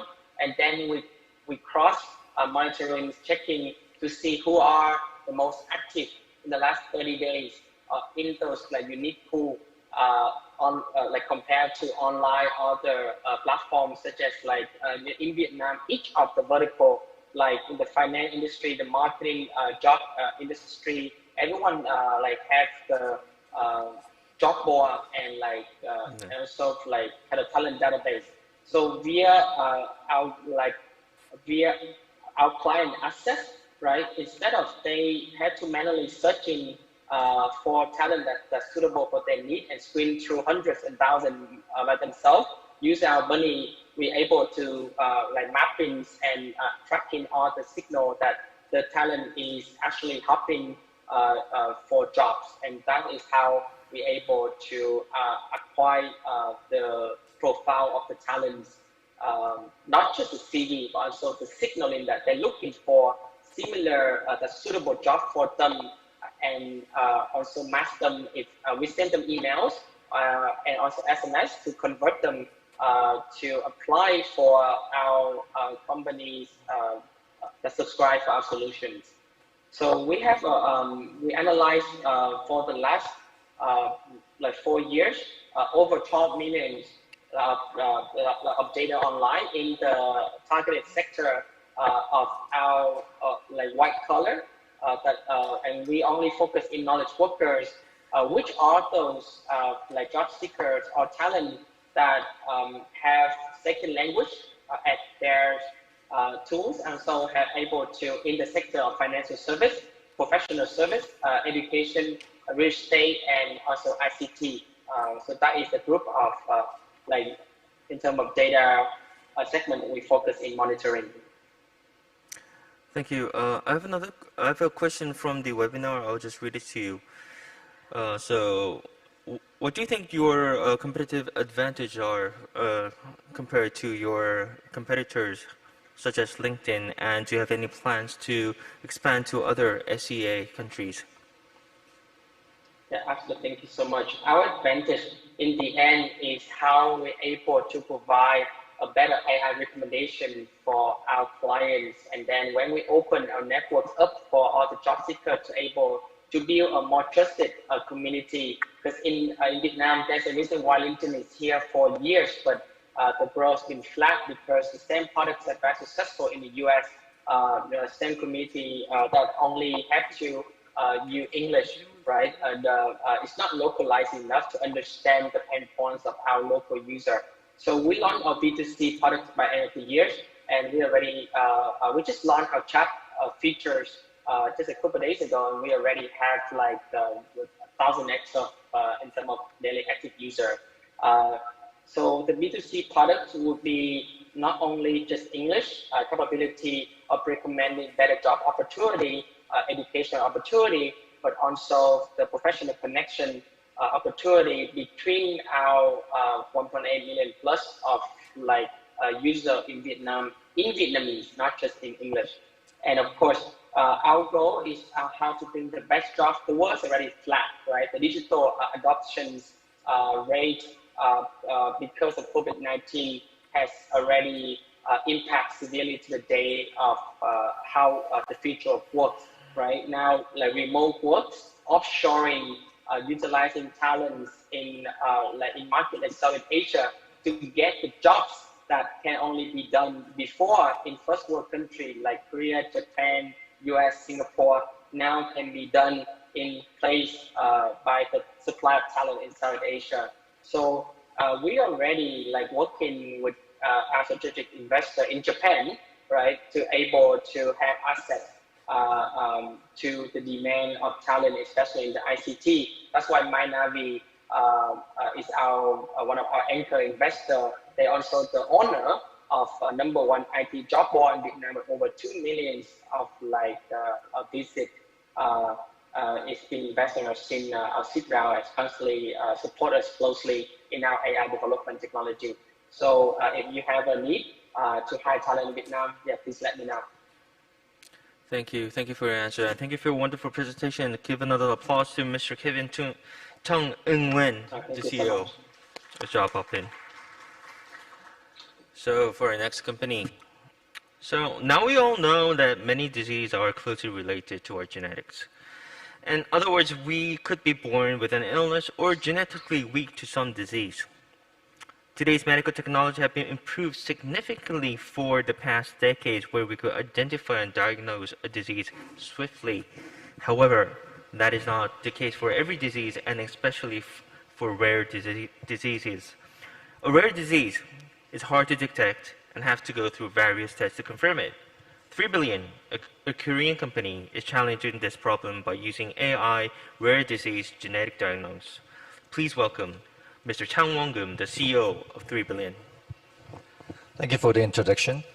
I'm Chang Won-geum from 3 Billion, and we are improving the technologies for rare disease genetic testing via artificial intelligence. So, have you heard about the rare disease? Well, rare disease is defined as a disease that affects less than 1 in 2,000 individuals. So each rare disease is very rare. But there's a lot of rare disease, more than 7,000. Up until today, 10,000 rare diseases are defined. And among them, 80% are affected by the genetic causes. So there's more than 7,000 rare genetic diseases. So we are focusing rare genetic diseases, and we are providing diagnostic testing for the rare disease patients. So in sum up, there's 1 in 15 individuals affected by the rare disease in the world. So in the world, there's 400 million rare disease patients. So there's a lot. So what kind of problems they encounter at first? When they have specific symptoms, it's very difficult to get diagnosed. I mean, the correct diagnosis. So if you go to the number one hospitals in the countries, and the medical doctors suspect specific disease the patients will have, and they test it for specific disease and they fail, then goes to the another and another. They continue to this process. So this kind of diagnostic processes we call the diagnostic odyssey. They are trying to solve what kind of disease they will have. So this kind of process will take average 5 years, and among them, 30% of patients will still remain as undiagnosed even after 5 years of this trial. And during this process, they get the repeated genetic testing, average of 5. And as a result, they spend a lot of money. So there's 2 cases you can see here, so for $35,000 and $23,000 to get just to get the right diagnosis. So the simple solutions we can imagine is that just read whole genome and test the whole disease at once. So that's our approach. So we sequence whole 20,000 genes and test 7,000 rare diseases, whether the patients will have any of them. So by this way, we can reduce the time and cost of the genome sequencing and rare disease diagnosis. But the problem is there's a large number of genetic variants found in each patient, and each variant had to be interpreted. So in each patient, we'll find more than 100,000 genetic variants. Each of you will have also more than 100,000 rare disease genetic variants in your genomes, and each of them had to be interpreted. The practical problem is it's very costly, because during this kind of processes, medical doctors or medical geneticists will spend an average of 20 to 40 hours to interpret the variant found in the patient's genomes. And it costs composed of more than 60% of the diagnostic cost of the genome sequencing process. So our approach is develop the AI system to interpret the whole genetic variant found in each patient. So with this kind of process, we can reduce the time and cost over than 99%. So with our technologies, we can interpret more than 100,000 variants found in each patient for less than 5 minutes. Well, previously it was estimated to 20 to 40 hours, but now it's less than 5 minutes. So there's a lot of technologies, a lot of problems had to be solved in this process. One of them is the variant interpretation, just by prediction, based on the deep learning. So we devised these kind of technologies, or RNN and knowledge transfer model. So with this kind of deep learning model, we can predict the variant. I mean, the accurate predicted variant with the accuracy of 82.4%, which is 14% better than the current best AI technologies developed by the Illumina. Illumina is the world #1 genome company in the world right now, but we are 14% better than them. And I'll skip this part, it's a really complex. So anyway, there's a lot of improvement we have achieved by using the AI technologies. So now we are providing the rare disease genetic testing services for the world. So we are providing for less than 50% cheaper price for rare disease patients in the world. And we conducted the clinical studies with the hospitals in the world, and there's 15 publications, scientific publications were published or in the process of publications. And our diagnostic yield is at most 27% better than the other competitors, and the physicians accept our result with the 95%. And we also conducted the clinical trial with the global big pharma, and this is the last one is their result, and we improved their result in more than 2.3 times. And until now, we helped more than 8,000 rare disease patients in the world. We provide our services to 71 hospitals in 24 countries. And now we are providing our services for more than 1,000 rare disease patients. And the number is going up and up. And with our services, we can, for the 10,000 rare disease patients, per 10,000 rare disease patients, we can save the social time of 30,000 years and the cost of $2 billion for spending on the rare disease genetic testing services. So this way we try to help more rare disease patients in the world to get the right diagnosis in their golden time of treatment. That's it. Thank you. Thank you very much. Thank you very much for your inspirational presentation. I would like to give the first question to Mr. Sang Han from Center of Ventures. He's joining us on the line. Mr. Sang, do you have a question? Yes. Yes, I hope you can hear me okay. So my question is, can you just briefly run through the business model? Specifically, I want to understand the relationship between the user who benefits from this test, the entity that pays for this test, and the person or the organization that makes the decision to make use of these kind of tests. So a test is for the diagnosis. So not the general public can order our services. Our services like the X-ray in the hospital. So in X-ray, we didn't order X-ray by ourselves, but our doctors. So when we go, the rare disease patients go to the doctors, and if our physicians think that the patients need to get this kind of a genetic testing, then the doctors order our services. So we are providing our services for hospitals and doctors, and not to the patients directly. Okay, your services are going to. Thank you for that. Thank you. It's the doctors who make the decisions. Do we have another question from the floor? Or does this? Yes, Mr. Magnus Graham. Graham. Yeah, obviously very impressive results, and congrats on that. Could you share a little bit around the kind of journey of the company, how you got to where you are now, and what will be your kind of core challenges in the future to go from these 8,000 patients to hundreds of thousands of patients? So, actually, the more is better for the AI, as you know. The AI is based on the data, how many data, how quality data we have. So the short-term goal is to increase the number of patients we are providing per month.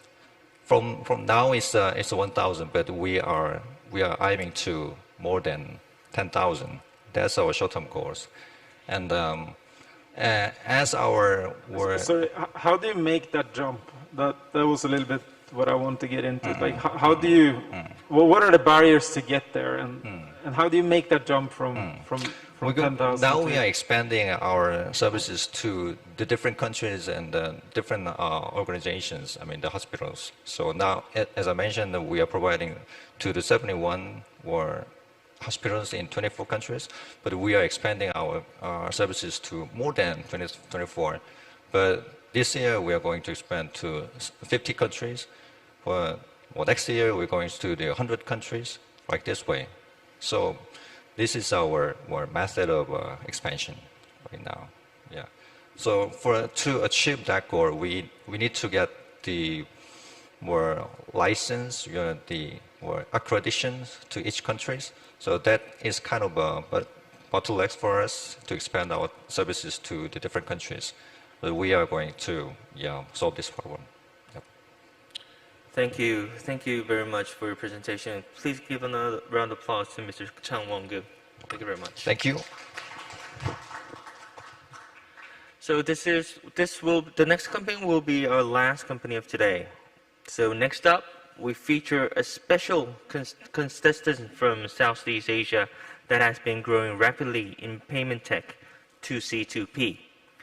They are a Singapore Bangkok headquartered fintech company that focuses on payment processing and operates across Southeast Asia, North Asia, the US, and Europe. Their expertise is the knowledge of payments methods unique to each country in Southeast Asia that they bring together for their business customers. By that, 2C2P is currently the largest omni-channel platform in Southeast Asia. We have invited Ms. Eva Weber, Investment Director of 2C2P, to show you a clear example of what achieving scale across Southeast Asia looks like. Please welcome Ms. Eva Weber. Yeah, thank you everyone, and thank you for the warm welcome and also for inviting us here today. I just brought a couple of slides to talk about 2C2P, which I'd love to take you through, and then it shouldn't take more than 10 minutes. We can leave some time for questions as well. So maybe let me quickly introduce myself. My name is Eva Weber. I work as an investment director at 2C2P, based in Singapore, and I look after our corporate investments as well as investor relations. Before 2C2P, I was working at Merrill Lynch investment banking, and then moved into private equity venture capital. So I got into payments actually when I was working for a European payments company, which is called ASEAN, and really loved payments, and I wanted to come back to Singapore, so I joined 2C2P. Next slide, please. So I just quickly want to take you through our journey, because we just celebrated 17 years of 2C2P, and it's been a very interesting journey so far. Basically, the company started off as a tech vendor, and it was the founder, Ong, who spotted the opportunity in online payments very early on. But then it took quite a number of years to actually build up the technology and also invest in the operations and build up the team. So you can see the first few phases of our evolution was very much around investing in the products and the team, and then slowly diversifying our merchant base and also our geographic footprint. And now we are at a good position where we just did a fundraise. We turned profitable about 2 years ago, and we're super excited about taking this company global.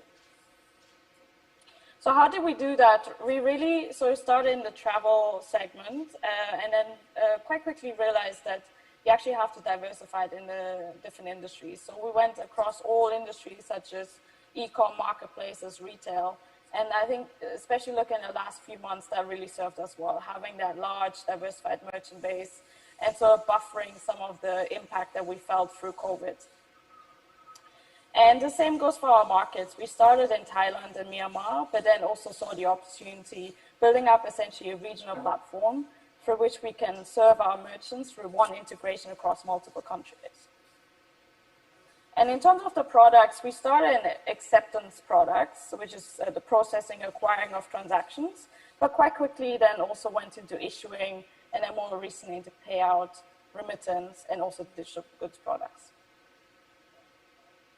So as you all know, building up a company actually takes a lot of time, and that certainly holds true for payments as well, right? Not only the technology, the operations, but also meeting all the regulatory requirements. So working with the government to get the licenses, working with the card scheme to actually get the memberships that we need, but also building up a huge partnership network we have.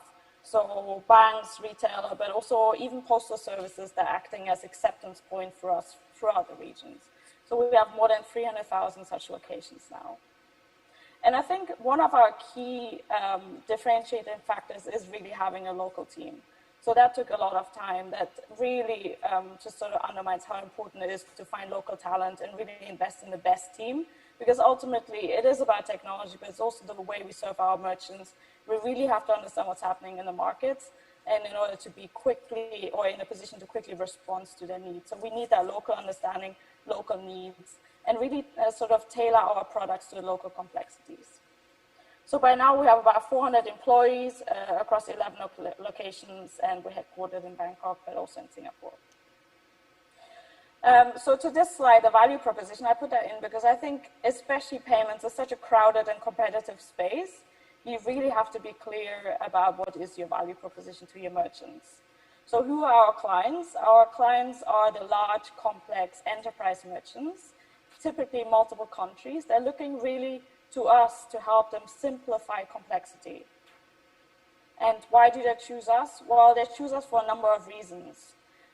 I've already mentioned our network of not only cards, but also alternative payment methods, but also the importance of having a local team and really having a merchant-focused, innovative drive.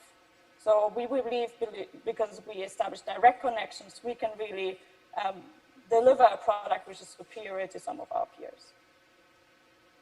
I think throughout our journey, we always put technology first. It's really at the core of this company. It's represented at the board level, but also throughout different layers of the industry, of the company. It's really key to everything we do. We think about technology first, we think about efficiency, and we think about how we actually create products that solve the needs of our merchants.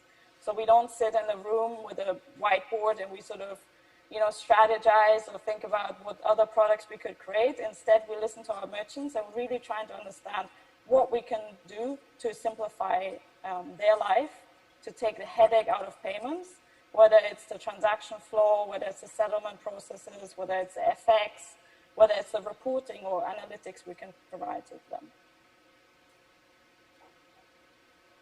So maybe to this slide, just a bit more detail about what we actually do and how we're different from some of the other payments providers. Our focus has always been on online payments, but we realize that in the markets that we operate, cards play a role, but probably not the most significant role. So we realized that we needed to build up a network of what we call alternative payment methods. And think about it, anything non-card. So essentially, these are acceptance points where the consumer can use their mobile online banking or pay at the ATM or kiosk machine for their purchases. And in addition to that, we obviously do all the big card scheme and also the e-wallets. So in short, we do it all. Our value proposition is if the merchant comes to us and they want to provide choice and provide actually complexity to their consumer, we can deliver that. So on the next slide, the question we have is like, what's next for us, right? So I mentioned we just did a funding round and we're hugely excited about the opportunities in this space. I mean, online payments is growing and I think we've only seen an acceleration of that when we look at the industry. But what does that mean for us as a company? What do we need to do? Well, we certainly need to continue growing our merchant base. We need to further strengthen our product suite, make sure we provide the best quality and the highest quality to our merchants, and we have to continue to push into new markets. We still have a lot of white space where we like to be, and we're looking at a combination of organic growth as well as M&A to get there and to further accelerate and speed up our execution. Now, the key to doing that, we believe, is staying close to our merchants. We've always invested in our local team, and we will continue to do so. It's the most critical element to our company. But when I talk about team, I also mean about company culture. We've been around for a while, but if you had the chance to sort of look behind the scenes, you would see it's essentially a big family still. You know, it's a very fun environment. We want to deliver the best, but we want to have fun while we're doing it. And that's been really key to attracting the best, but also retaining the best talent. So when you look at the management team, it's led by Ong and Priya Chat, who are the founder and frankly the first employee of this company. And they have a suite of senior management who've been with the company, if not from day one, really early on. And they've built teams around themselves, as well as local country heads who have a lot of autonomy and full responsibility for their P&L. So that's really an engaging environment to work in. And yeah, I mean, the proof is really in the high retention and low attrition rate. And it's all about the team, but we actually also think about our team more broadly than just people on our payroll. It's actually the support network, and some of the biggest supporters we've had have been our investors, and we are extremely grateful for such a supportive shareholder base. Many of them have been on our cap table for many, many years, and I think they bring more than just money. They bring a lot of support, advice, and as I said, I think this is extremely important to have support a shareholder base. I think that was actually my last slide, so I'm very happy to take some questions now. All right, thank you. It's time for some questions. Do you have any questions from the floor, from the judges?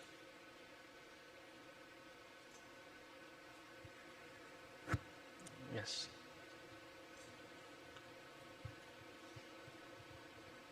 Yes, Mr. Sir from KDB. Eva, thank you for your presentation. Was there any problem that occurred due to the regulatory or legal differences between countries? Yeah, I think it's an interesting, interesting subject, right? Because we work in financial services, so I think regulation always is top priority. We have to ensure that we always compliant with the local regulation, and those regulations can change, right? It's actually a constant influx. I think we're seeing a drive towards more regulation, and we're investing heavily in a team to constantly stay on top of that as well. I think we're a big supporter of regulation. I think a lot of the stronger members in this industry will strive through regulation. So it's something we encourage and actively work with the ecosystem on that. Thank you. Are there any more questions from the judges? If not, actually, I have a question. So I see that you're operating not only at Southeast Asia, but at North Asia, US, and to Europe, and that's a wide boundary. And there are a lot of differences and difficulties when entering the regions. So can you tell me what kind of a strategy that you use when you like to enter into the US or to Europe? Yeah, absolutely. So very much like with the products, we always follow our merchants. So we actually want to understand where the need is. So we don't look at the world map and say this is a great market because, I don't know, bottom up. I've seen a lot of analysis on that, the number of consumers, for example, but it's actually about being really clear about who our merchant base is. And these are sort of large, complex enterprise merchants. And they typically, what happens is, say a European merchant comes to APAC region, they typically start in 1 or 2 countries, work with us. And then we actually enable them or come with them as they do their international expansion or regional expansion. So we follow our merchants and we see where the critical mass is. And then we have sort of a phased approach, right? We sort of start slowly, build up the merchant base, and then as we have the critical mass, we will then locally build up the team and fully invest in this country. Yes, thank you. Thank you for your answer. Please give another applause to Ms. Eva Weber. Thank you. Thank you for your presentation.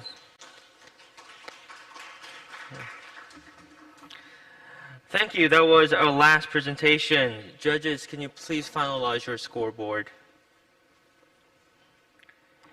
So today's startup, which would be appointed as the next unicorn, will be receiving the qualifications for Extreme Tech Challenges Global Finals in the next year's VivaTech in Paris, and a place at the main stage at NextRise 2021. And also, a 2 million Korean won prize money is prepared for the winner of today. The other teams of today will receive a qualification for the main stage at the KDB NextRound. Just to inform you, if the team becomes a finalist at the finals at the Extreme Tech Challenges, the team could receive an equity financing up to $10 million US. So for today, I would like to introduce some special features, special figures from Mail and from the venture sector ecosystem in Korea, who will help us with the awards. Mr. Yang Won-seo, Director of Mail Business Newspaper and Maegyeong Media Group, Mr. Wook Sang-jung, General Manager at Korea Development Bank, Mr. Nong Chit Kam-boon-heng from ASEAN-Korea Centre, Madame Fleur Park-Lang, CEO of Corellia Capital, and Mr. Magnus Gramland, CEO of Antler, will be presenting the award. Let us give the judges and for a few seconds to finalize their scorecards.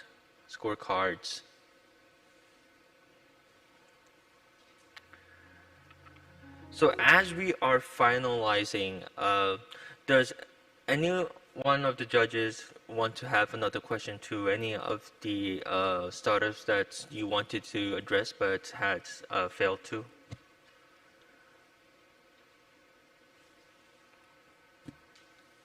Well, I think there's none.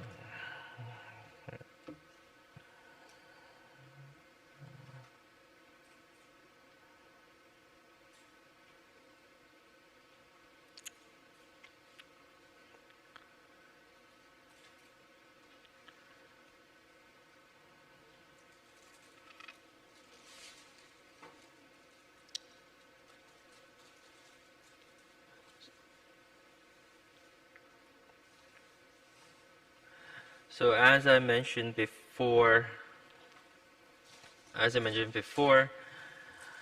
this is our second year collaborating with the World Knowledge Forum, and the first time to collaborate with Try Everything.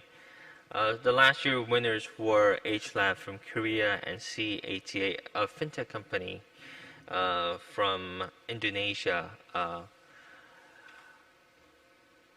They received the XTC finals and went to the finals. Well, they did not make it to the finalists, but I heard some good words from the judges from the XTC companies. As I see at the presentation of today, I think we have a good chance of winning the XTC finals.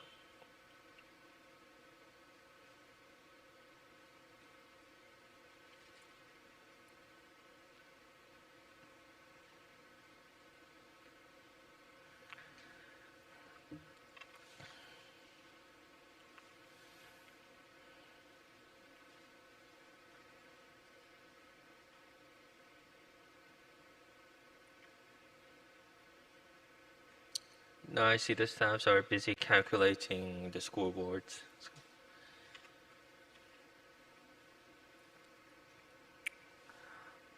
I think the results will be delivered to me shortly.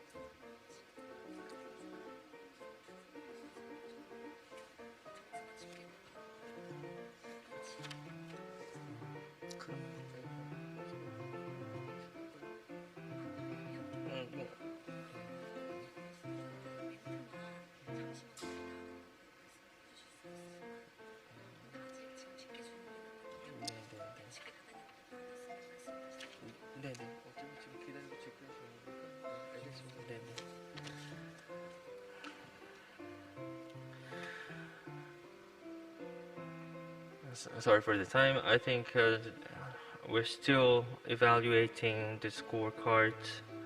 So let me just review of the 5 companies that we had the presentation for today. So first was Mind AI from Korea. Our second contestant was Serve from Malaysia, serving in the automotive industry. Job hopping from Vietnam, so-called the LinkedIn in Vietnam. And we also had 3 billion from Korea for diagnosing rare diseases.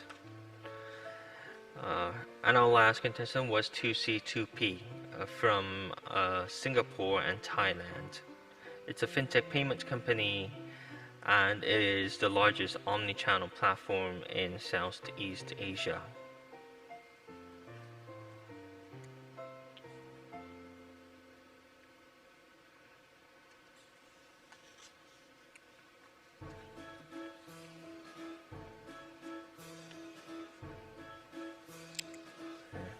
Sincere apologies for the delay.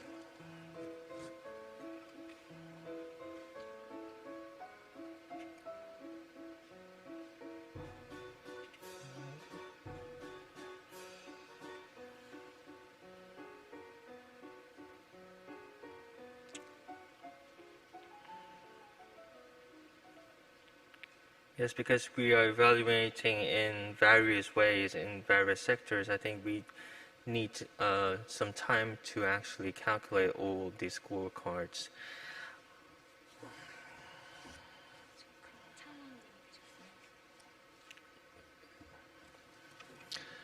So, thank you for your patience.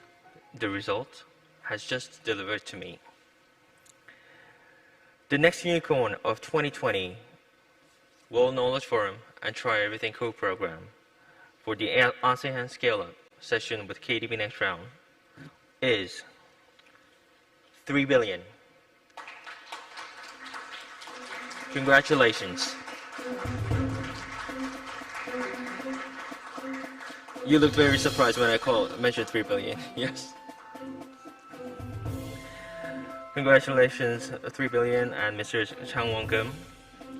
So for the presenting the award, Mr. Yang Won-so, the Director of Mail Business Newspaper and Megan Media Group, Mr. Uk Sang-jung, General Manager at Korea Development Bank, Mr. Nong-chin Kam-boon-hye from ASEAN-Korea Centre, Madame Fleur Bach-Leng, CEO of Corelia Capital, and Mr. Magnus Gramland, CEO of Antler, will help us presenting the award.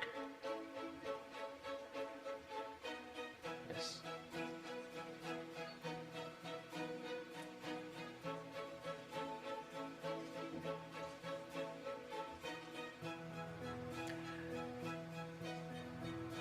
Okay.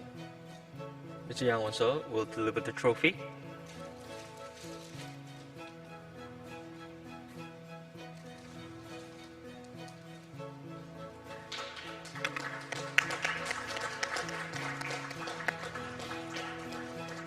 Mr. Uk Sang-jung from KDB will deliver the main stage of NextRound 2021. Mr. Nong-chin Kam-boon-hye from ASEAN-Korea Centre is delivering the 2 million Korean won prize. Yes, that's a lot. Madame Philippe playing for the XTC finals.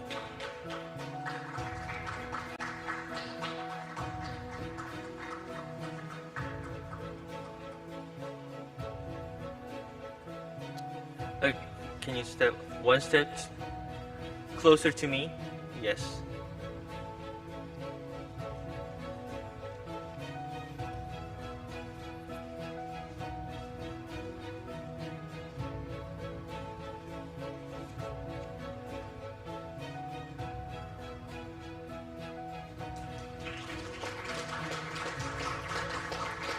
Once again, congratulations, 3 billion and Mr. Chang Won-kim.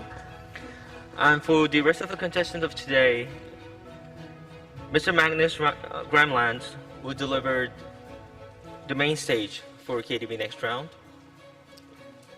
Yes. And there will be a final...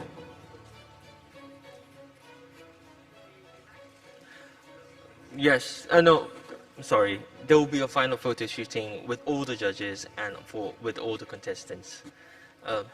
Yes. But can you wait for a second? Because, yeah, yes, please.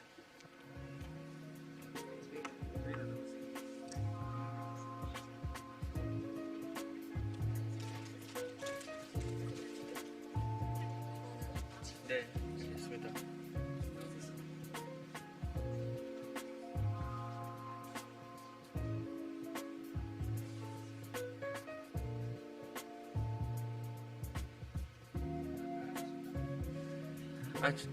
Yes, Mr. Paul Lee from Mind Air, can you please step for the stage? Mr. Lee will be... Yes. Mr. Magnus, can you please come forward for the stage? Yes. Mr. Lee will represent for all of the contestants.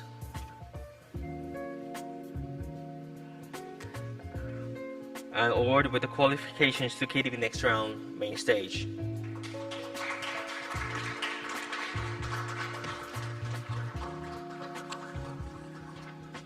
Okay, once again we express our gratitude to all of you for attending.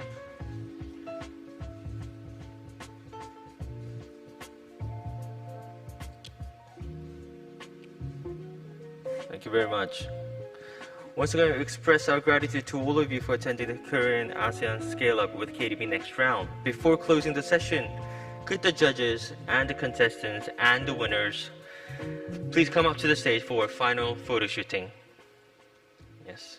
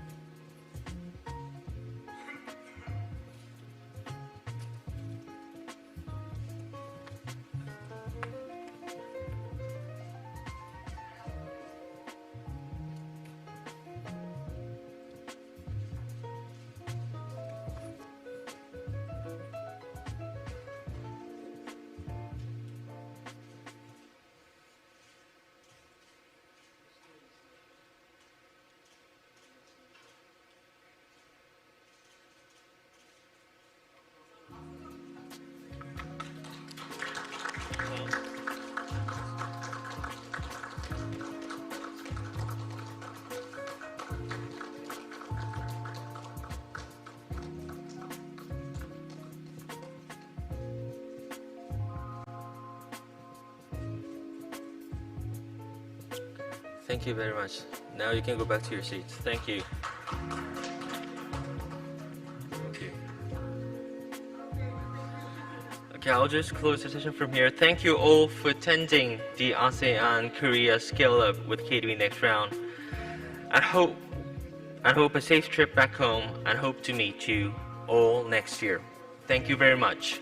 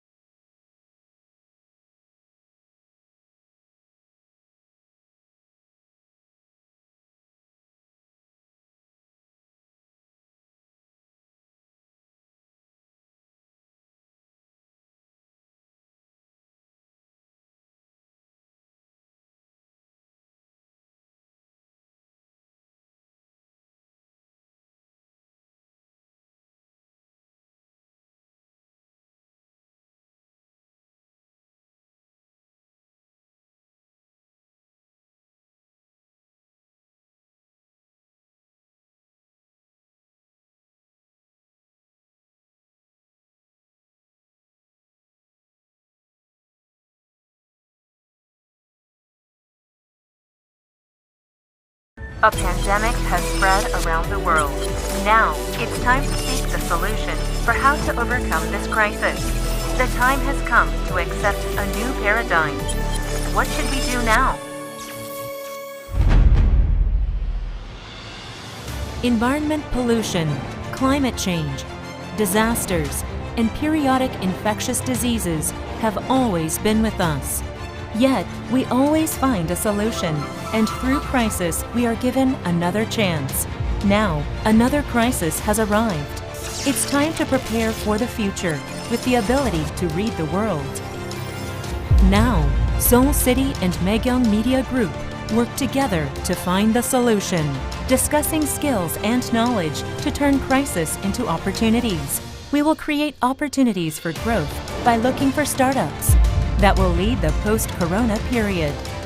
So far, Seoul has been nurturing the growth of startups and has been striving to create a startup ecosystem that continuously helps them develop. Seoul is currently coming into the spotlight in the world. In addition, the World Knowledge Forum has been making efforts to resolve the knowledge gap through knowledge sharing and to achieve balanced global economic growth and prosperity. Also, they have continuously made positions for Korea and ASEAN aspiring startups to expand into the world. From primary industry to the fourth industrial revolution, innovation is taking place.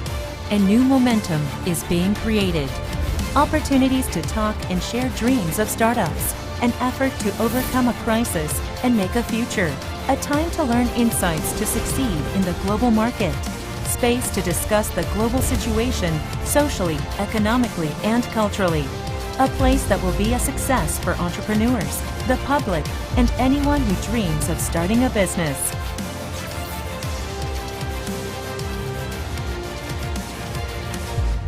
Try everything. Seoul, city of speed, city of tourism. From now on, a city of startups, entrepreneurs, investors. Try Everything 2020 with the Entrepreneur Institute. Lectures and seminars addressing the current global startup ecosystem. Pitching, competitions, and exhibitions. Confirm the development status of startups with your own eyes. Online for 3 days. Try Everything 2020.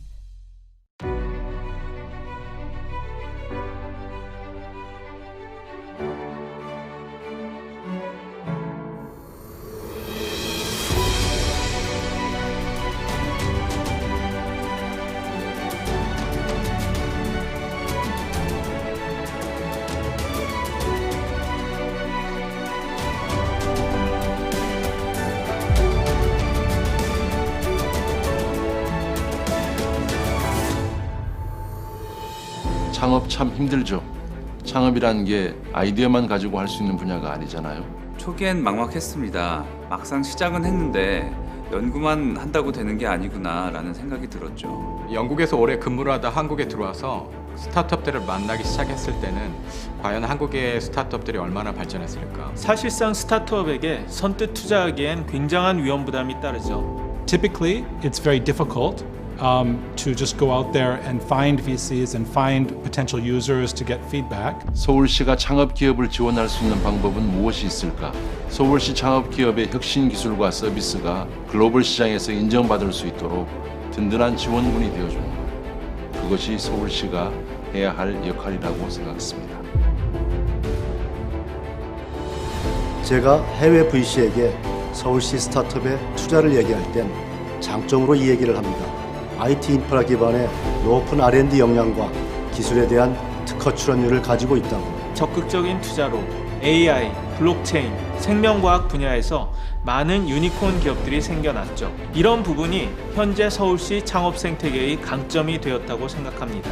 의료, 바이오 분야는 개발 기간이 길다 보니까 결국엔 자금과 연구 장비 부족 문제가 발목을 잡게 되더라고요. 예비 유니콘 레벨에 있는 기업들은 외국인 투자자 유치가 불가피한데 실제 외국인 투자자들이 많이 모이고 있고 그걸 유치하기 좋은 환경이라는 점이 가장 서울시의 장점이라고 생각합니다. 서울시는 서울시 자체 재원과 정부와 민간의 투자를 확대해서 투자 펀드를 조성하고 있습니다. 뿐만 아니라 충분한 보육 공간과 연구 장비 인프라를 갖춰서 창업 기업들은 연구에만 전념할 수 있도록 지원하고 있습니다. I'm aware that Seoul is focusing on fostering university students to be the next startup CEOs. 현재 서울시에서는 미래의 유니콘 기업을 꿈꾸는 많은 대학생들을 위해서 34개 대학에서 캠퍼스 타운을 운영하고 있습니다. 현재 272개 창업팀들이 활동 중에 있는데요. 2020년 저희의 목표는 모두 600개의 창업팀이 글로벌 시장에 도전할 수 있는 환경을 만드는 것입니다. 서울시에서는 양재 AI 허브, 또 여의도 금융대학원에서 현장형 인재를 육성하고 있습니다. 이 밖에도 마포의 프론트원, 강남의 팁스타운 등 서울의 곳곳에서 다양한 창업 생태계가 조성되고 있습니다. 국내외 VC들이 서울시 창업 기업에 투자하고 싶어하는 이유는 예비 유니콘 27개 중 20개 기업이 서울에 위치해 있다는 점입니다. 뛰어난 인재와 인프라를 갖춘 유망 기업들이 서울에서 성장하고 있는 만큼 투자자들 입장에선 매력적인 투자라고 할 수 있죠. Seoul has been very helpful in two major ways. The first is helping us to be a very good test bed for our technology. And then secondly, the access to venture capital resources has been very helpful to our business. Through the network and through the events that Seoul has helped us and invited us to, we've been able to get in touch with those very important people much easier. That startups that benefited from this Seoul incubating program have attracted over 300 billion Korean won investments. Also, it has created over 4,000 jobs. 현재 서울시의 스타트업 입주 공간은 2019년 한 해에만 2만 4천 제곱미터가 늘어났습니다. 한 예로 서울 핀테크랩은 100개의 기업, 1,000명의 인원이 상주할 수 있게 되었습니다.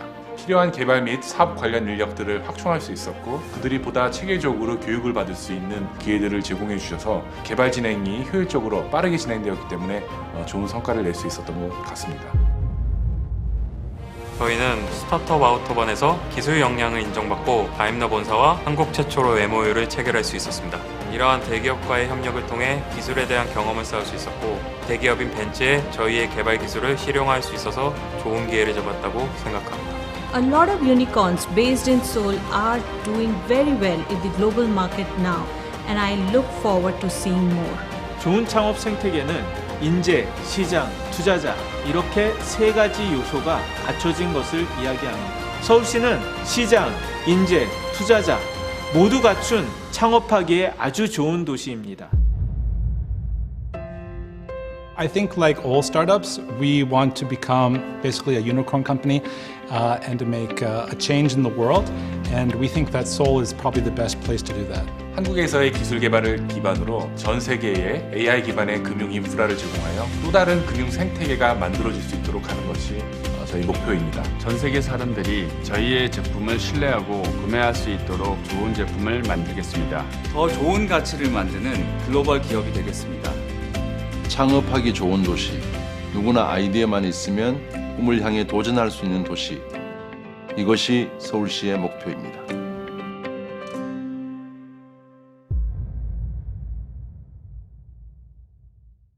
A pandemic has spread around the world.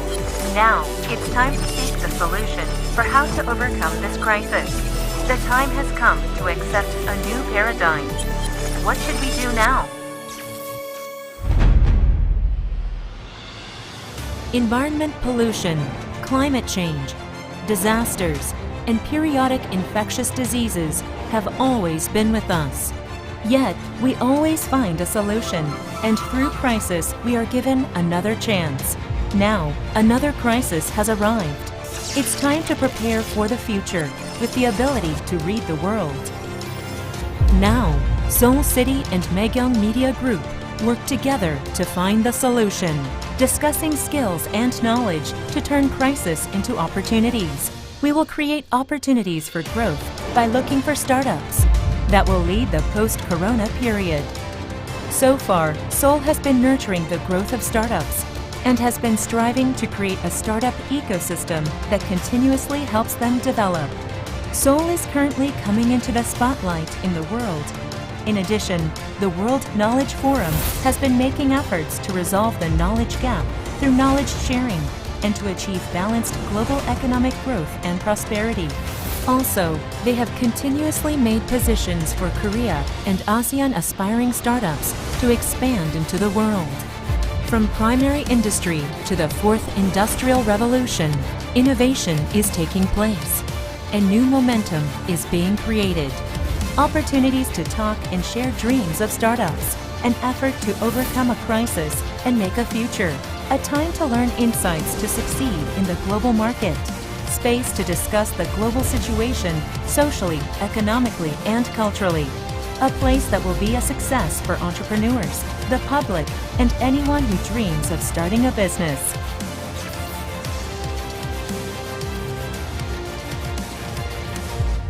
Try everything. Seoul, city of speed, city of tourism. From now on, a city of startups, entrepreneurs, investors. Try Everything 2020 with the Entrepreneur Institute. Lectures and seminars addressing the current global startup ecosystem. Pitching, competitions, and exhibitions. Confirm the development status of startups with your own eyes. Online for 3 days. Try Everything 2020.